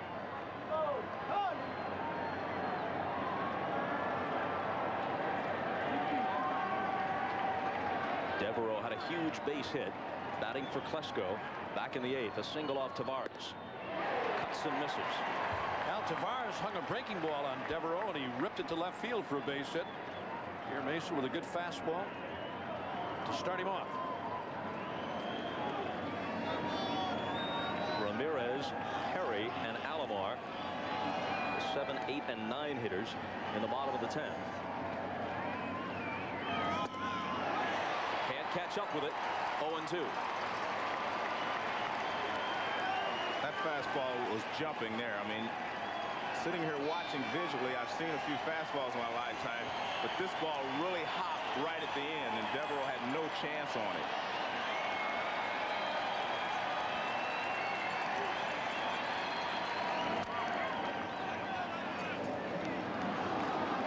Before you almost do a hitter a favor in throwing a breaking ball, Joe, when you're throwing like Mesa and Walters are. I mean, unless you're really going to going to pull down on a breaking ball and make absolutely sure that it's down low and away and to get a guy to chase. But with the way Mesa is throwing and Wohlers, as you see him sitting there, fastball's the pitch. Didn't miss by much. 1-2. Well, you can see there Sandy Alomar a little upset with Mesa. He wanted that pitch up, and he threw it down, and he said, come on, concentrate, work at it. See how you see the target's up, and watch his reaction. I mean, he wanted him to come to him. He says, come on, throw to me. Alomar caught that ball wrong, too. He looked like he caught it on the heel of his hand. 2-2.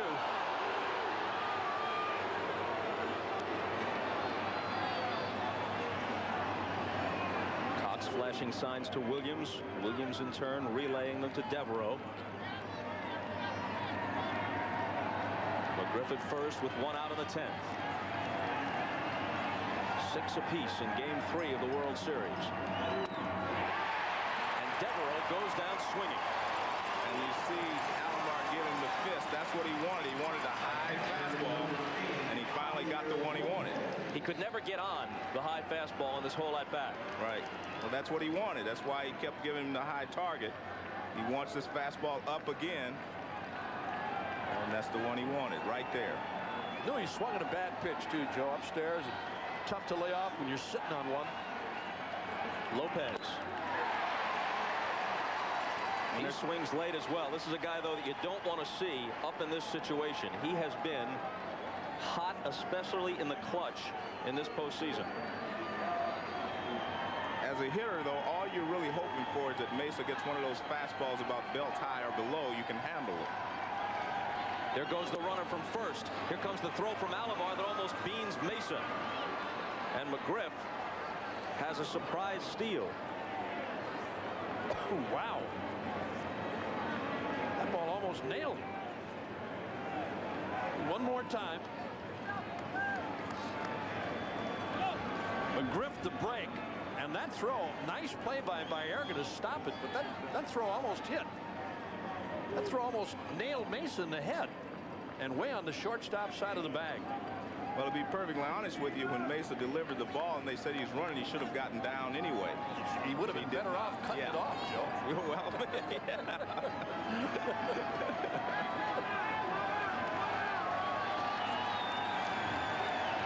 McGriff stole only 3 bases this year. But now he's in scoring position with 2 outs, so not a bad play. Up the middle. Baerga's at least able to stop it. Can he throw him out? Yes!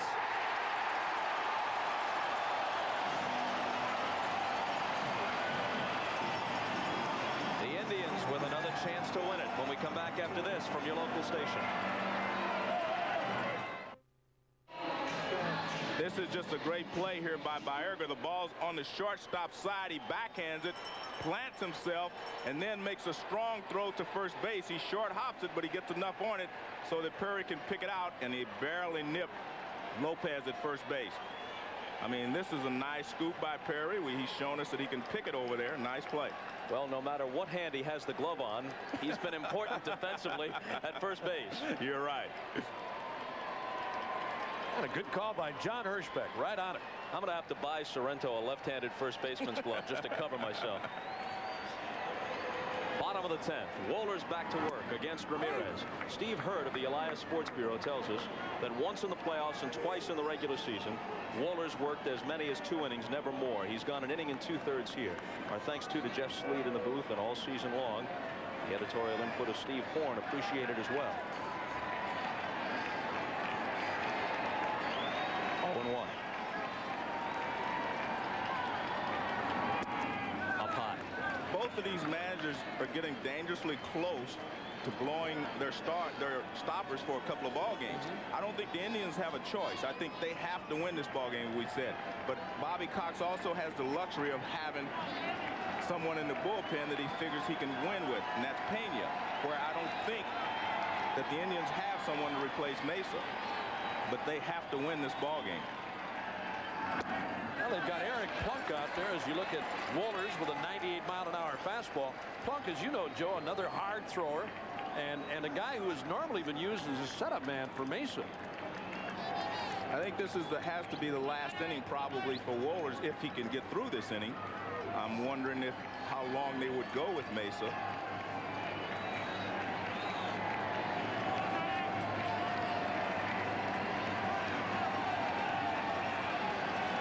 The 2-1 misses. 3-1. Well, he hasn't lost any velocity. No, and in these last couple of innings, I mean, hitters have been sitting on pitches ahead in the count from both Wohlers and Mesa, and are being challenged constantly by fastballs and fouling them back, as did Bell in his AB, his last AB.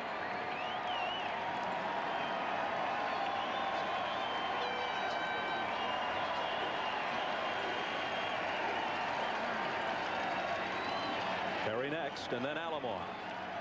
And a leadoff walk. It's the third time Ramirez has walked tonight. First baseman, number 36, Herbert Perry. That brings up Herbert Perry. A June call-up from the Buffalo farm. He hit .315, but uked most of that against left-handed pitching. Yeah, that's true. He was flip-flop with Sorrento, who plays against the right-handers, and Perry against the left-handers. But a kid that the Indians are looking a lot from, or a lot for, I should say, in the future. This kid's got a good future. He's strong. He looks like he's a big home run hitter. He hasn't shown a lot of power here yet with the Indians, but as we've seen tonight, he's decent around the bag.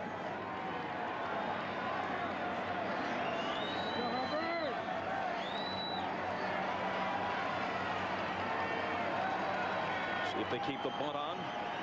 Obviously they do. He pulls back and takes a ball. He's been called upon to bunt occasionally. He has 3 successful sacrifices this year. Jeff Newman, the coach at third. Dave Nelson, former Indian player, is their coach at first. Now, as Joe indicated early, in a situation where you're going to bunt, I mean, you got to show it. Everybody in the ballpark knows if you're going to sacrifice, you might as well give yourself up early and make sure. Bunts it foul, and now it's 1-2. Well, Mordecai of Atlanta was able to get a 2-strike bunt down in a sacrifice situation earlier. Let's see what Hargrove's thinking here. I still think you got to move him. I really do. I mean, it's do or die for the Indians. I know they're down 2-0, and it could be 3, but they need this win as we've said all night long. I mean, this is such a big ball game for the Indians. Got to move him.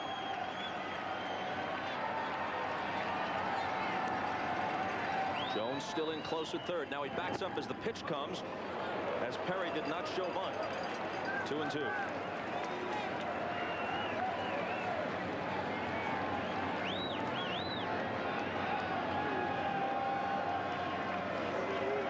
Chipper Jones, the third baseman, now taking a couple of steps back as Perry took that breaking ball off the outside corner.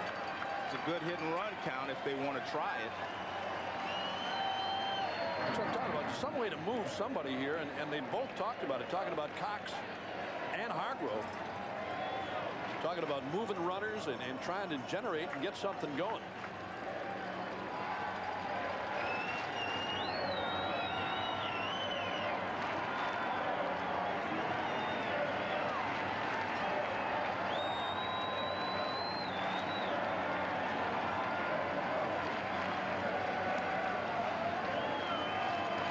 To Perry. Still 2-2. We're in the bottom of the 10th.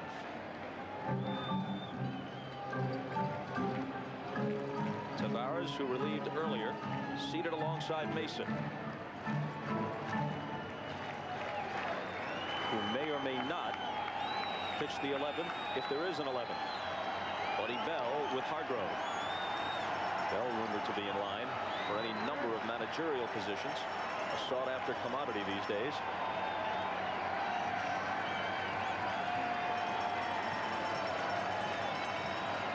Another 2-2 pitch. High and a full count. Do you send Ramirez? with nobody out. Well, if I was the man, he'd already be out, because I would already sit him. Yeah, I'm gone too. Yeah, you're right.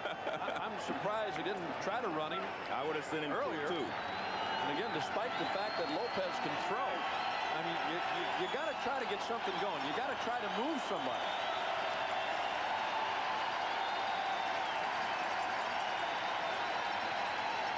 Not going. Struck him out. That's okay. I still think that it's worth the risk in that situation. Yeah. You have to. They still have to throw him out.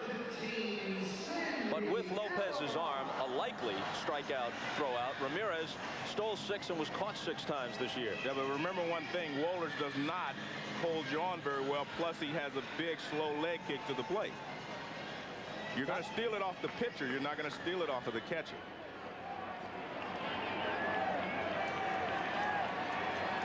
Guy that doesn't see that much right-handed pitching. Talking about Perry.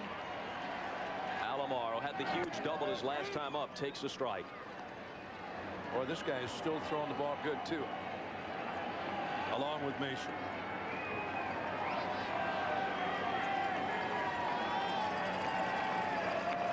Alomar looking for a possible sign from Newman, who hasn't looked at him yet.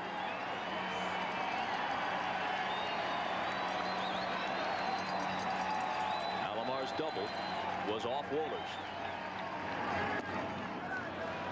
Plays off 1-1. The double he hit was a ball that was down. And when you're facing these hard throws, again, if you get a ball down, you can handle it, because there's not quite as much velocity on the low fastball as there is on their high fastballs. The high fastball is still the toughest pitch in baseball to hit if it has some hair on it.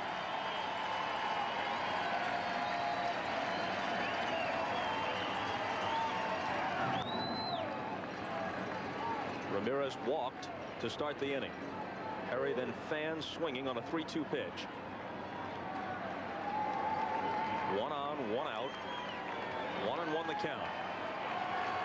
Alomar at the plate against Wohlers in the bottom of the 10th of a 6-6 game.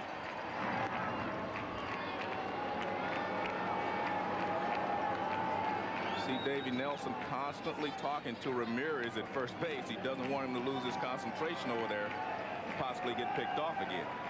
I still think, though, Joe, you got to try to move somebody here. I mean, even with Alomar, Alomar can hit behind the runner. Low throw on the pickoff, but McGriff got his body in front of it so it doesn't roll too far away. Well, whatever Lopez called that time, Wohlers threw to first. Well, that's why I was trying to tell you that Wohlers does not hold runners well, because he doesn't throw hard to first base. He just throws over there to let you know that he realizes you're there, but he doesn't really try to pick you off. Lofton, who hasn't been retired all night, is on deck.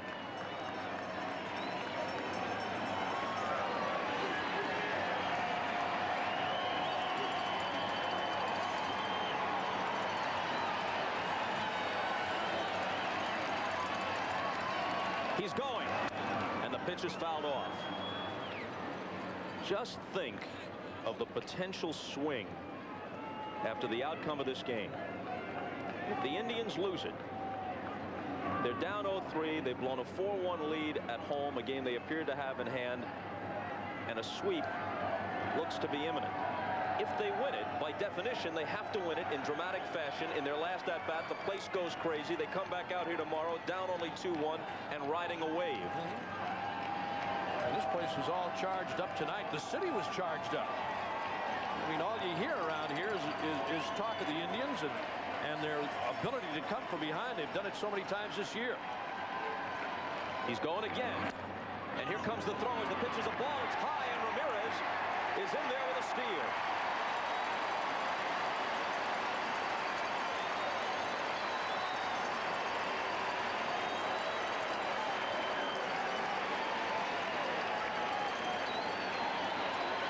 As we said earlier, here's a breaking ball handled nicely by Lopez. We talked about his ability to throw, and I mean, every time you're not going to throw one on the bag. His throw high that time, and it's a steal by Ramirez. The count now 2-2 to Alomar. Lemke handles this one as Ramirez moves to third. I sincerely doubt that they'll mess with Lofton here, Joe.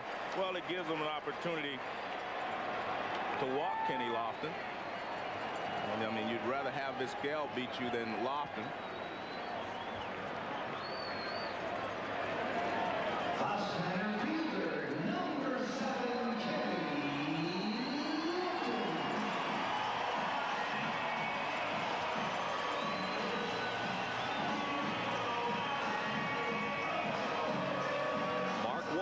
In the midst of his longest outing of the year. Pena is the right-hander. Borbon, a left-hander, not throwing at the moment, but standing on the other side. He, the son of a guy you played with in Cincinnati, right? Yeah, another good bullpen, another good reliever, Pedro Sr.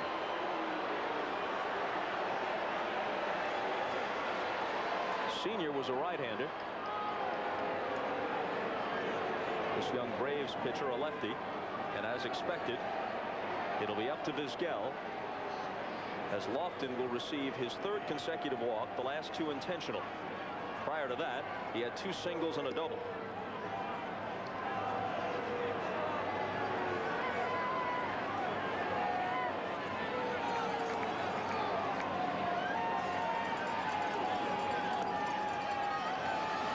In the 9th, they walked Lofton intentionally following the double by Alomar. Nagy and Assenmacher. I like the signs that Bobby Koch just went through. He basically told him, hey, don't worry about it. Get behind him. Don't even stand up there with Lofton. When he goes, do not throw.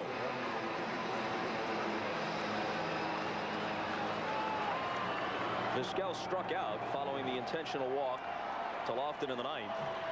A huge strikeout for Wohlers in that situation. Then he got Baerga to ground out to end the inning. Did I say the 9th? I meant the 8th. In the 8th. Now we're in the 10th. Lofton goes. They don't contest it.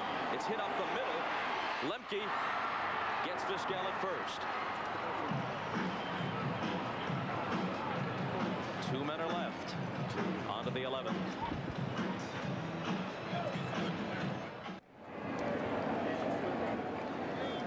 Goodyear Blimp Spirit of Akron still in the skies. Captain Patrick Henry with the game in extra innings. Not yet at liberty. And it may be the death of him if this continues. I've had enough. With me or the game? With you.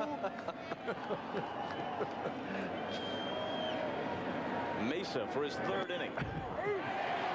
This is uncharted territory for Jose Mesa this year. But, you know, he's still throwing well, as is Wohlers. I mean, they're still throwing in the high 90s. And another inning's not going to bother him all that much.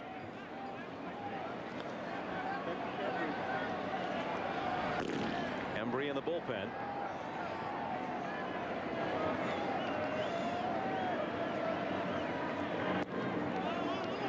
Two and 1 to Lemke.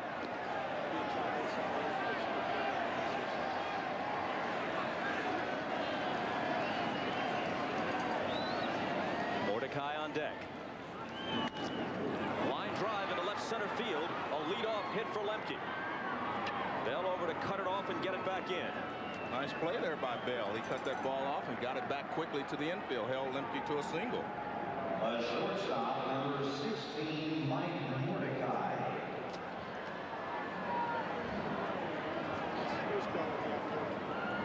Bell got a good jump on this ball. Now watch, look, he goes a long way for this ball. And he gets there, he times it perfectly so he can whirl and fire, and he got rid of it, made an accurate throw to second base right there and held Lemke to a single. Now Mordecai, who got a bunt down with 2 strikes for a sacrifice his last time up. Called strike.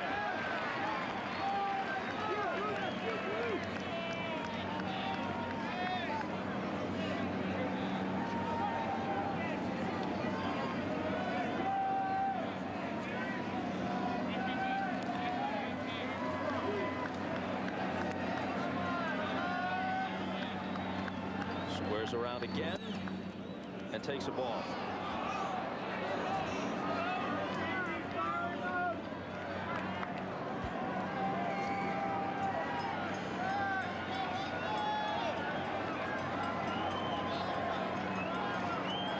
Grissom, the #1 hitter, is on deck.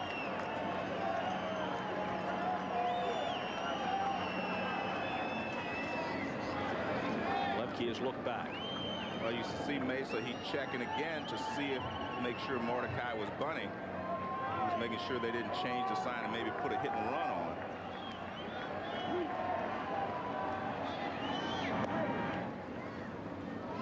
Jim Thome at third, still looking for the bunt from Mordecai, and again signs from Jimmy Williams at third.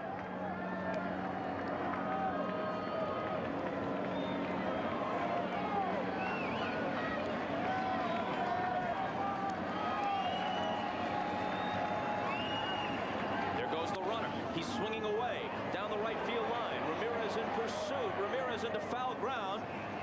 Doesn't have it.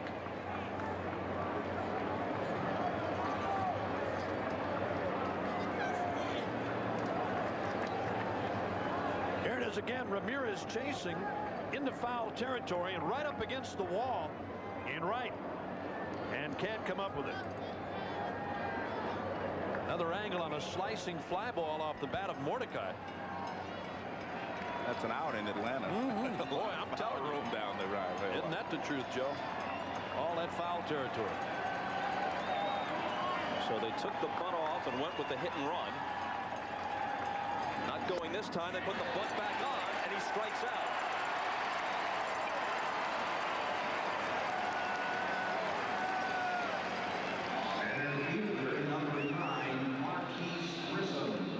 Well, it squares around, the pitch is down, and he just misses it. That's a tough pitch to bunt. But he does square around in plenty of times. It's just a tough pitch. That's a tough pitch. Good sinking fastball from Mesa, down low.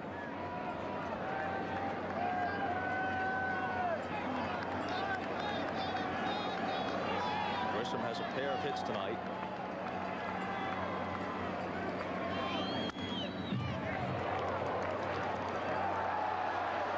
A different hitter in the postseason, and actually down the stretch in September, than he was during the regular year when he hit just .258. And again, the situation here, Joe, with a runner aboard, and what Bobby Cox told us earlier tonight about the fact that he wants to run and move. I mean, try to create something.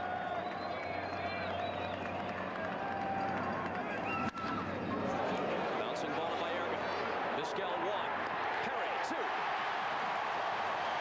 They had to be quick with Grissom coming out of the box. And now they give themselves another chance to win.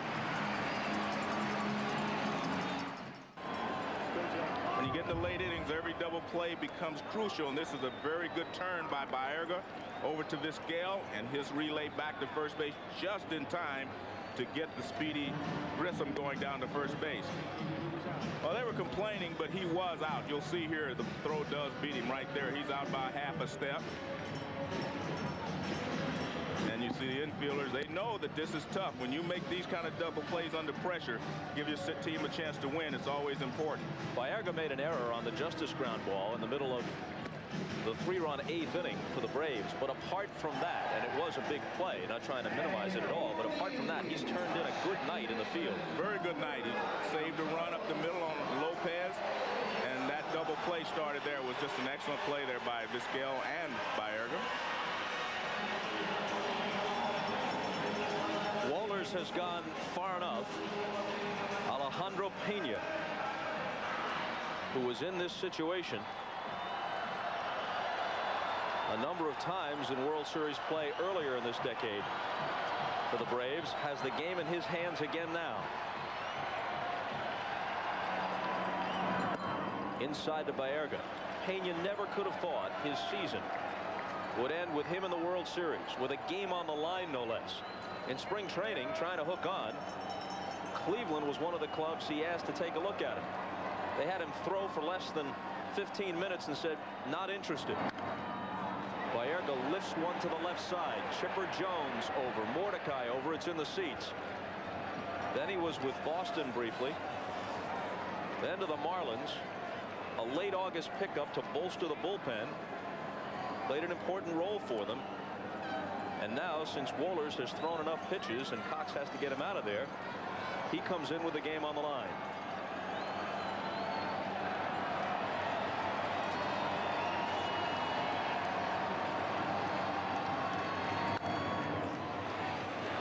1-2.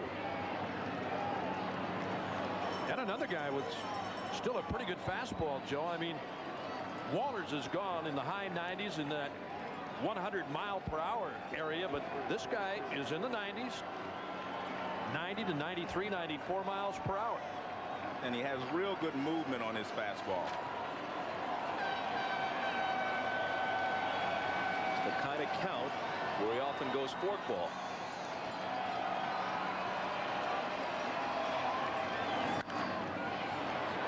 Fouled off again. And it holds at 1-2.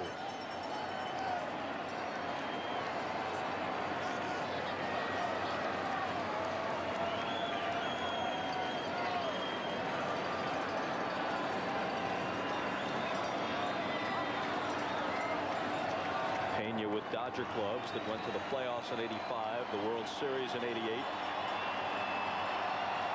With 2 Atlanta pennant winners, '91 and '92. And another foul off Baerga's bat.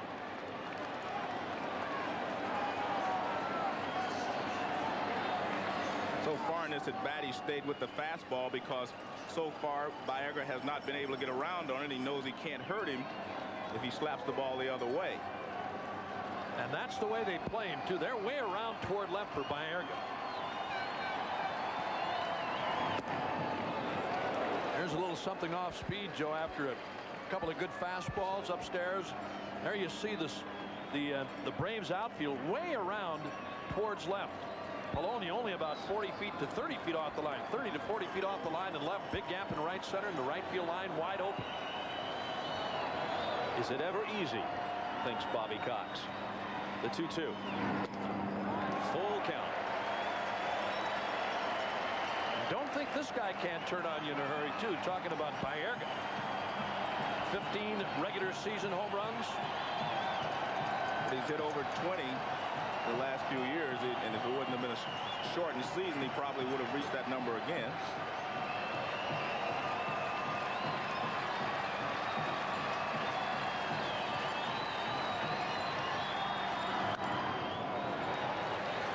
And the count holds full. Pena on the mound for Cox and the Braves in the bottom of the 10th at the Metrodome in Game 7 in 1991. A bloop double by Dan Gladden started the inning, and eventually he gave up the run that lost the game in the series. Baerga smacks one into right center field. This is going to split the outfielders and go to the wall. It's at least a double. Baerga doesn't run that well, and he's content to stop at second base.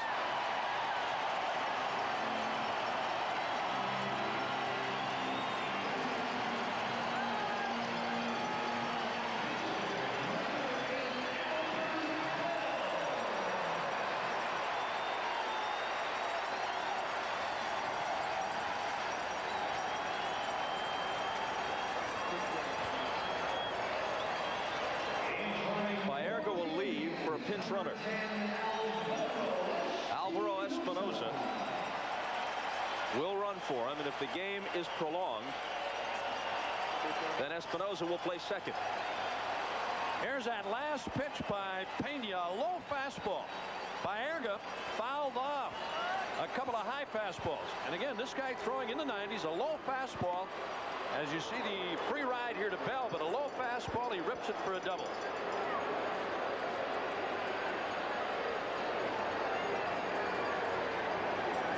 So they'll set up the double play and face Murray.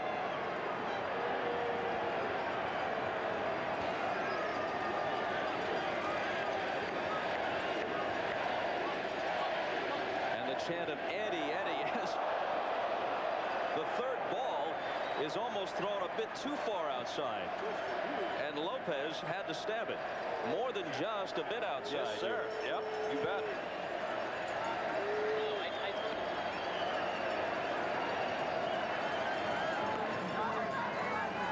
Talk about, the intentional walk. Why don't they just tell the guy to go to first base? It's because of situations like that. I've seen it happen a couple of times where a pitcher gags on a fastball, or I should say a pitch that he's trying to walk somebody intentionally.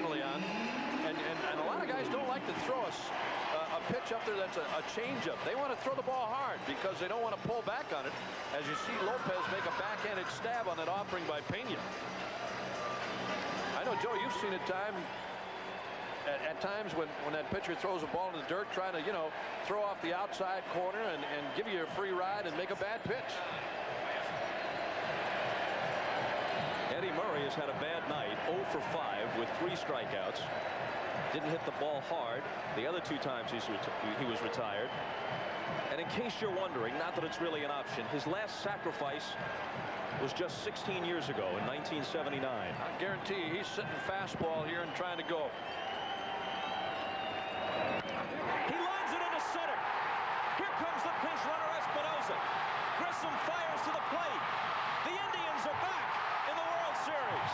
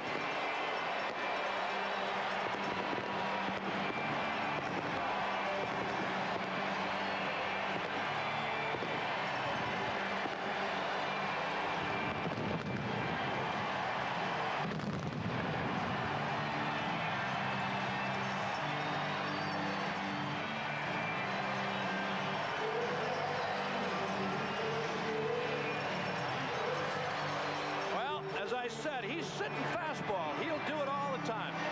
You give him fastball first pitch, and especially from the left side. He's looking fastball, gets a high fastball from Pena, and rips it into center, and the Indians win. 0 for 5 to that point, but even on a bad night, and at age 39, still one of the guys you don't want to see at the plate if you're the opposing pitcher or manager with a game on the line. He's been doing it his entire career. Well, he's always dangerous, in that type of situation where he can win the ball game because he knows what to do. He won't overswing. He'll just try to get that little line drive back through the middle as he does here. Fastball up and in, and he fights it off a little bit and hits it back through the middle for a base hit. Grissom charges. He gives it a good shot, but throw a little bit up the line, and Espinosa scores. Espinosa coming around third. They're waving him home. He was struggling a little bit, but he's able to make it. Well, Cox had to get Wohlers out before Hargrove had to hook Mesa. And maybe that was the difference. Who should we give the player of the game to? How about Jose Mesa? What a job he did, huh? It's too late to argue. Tonight's Chevrolet player of the game is Jose Mesa. And you can make a very good case for him anyway. In conjunction with this program, Chevrolet will contribute a total of $50,000 to the Boys and Girls Clubs of America in the names of all players of the game for the 1995 Major League Baseball season. Al, Jim, and Tim, have fun the next couple of nights. We've given you a series again. Local news coming up, followed by The Tonight Show with Jay Leno. Dean Cain and Joe Theismann among the guests. For Joe Morgan and Bob Uecker, I'm Bob Costas. Some ball game in Cleveland.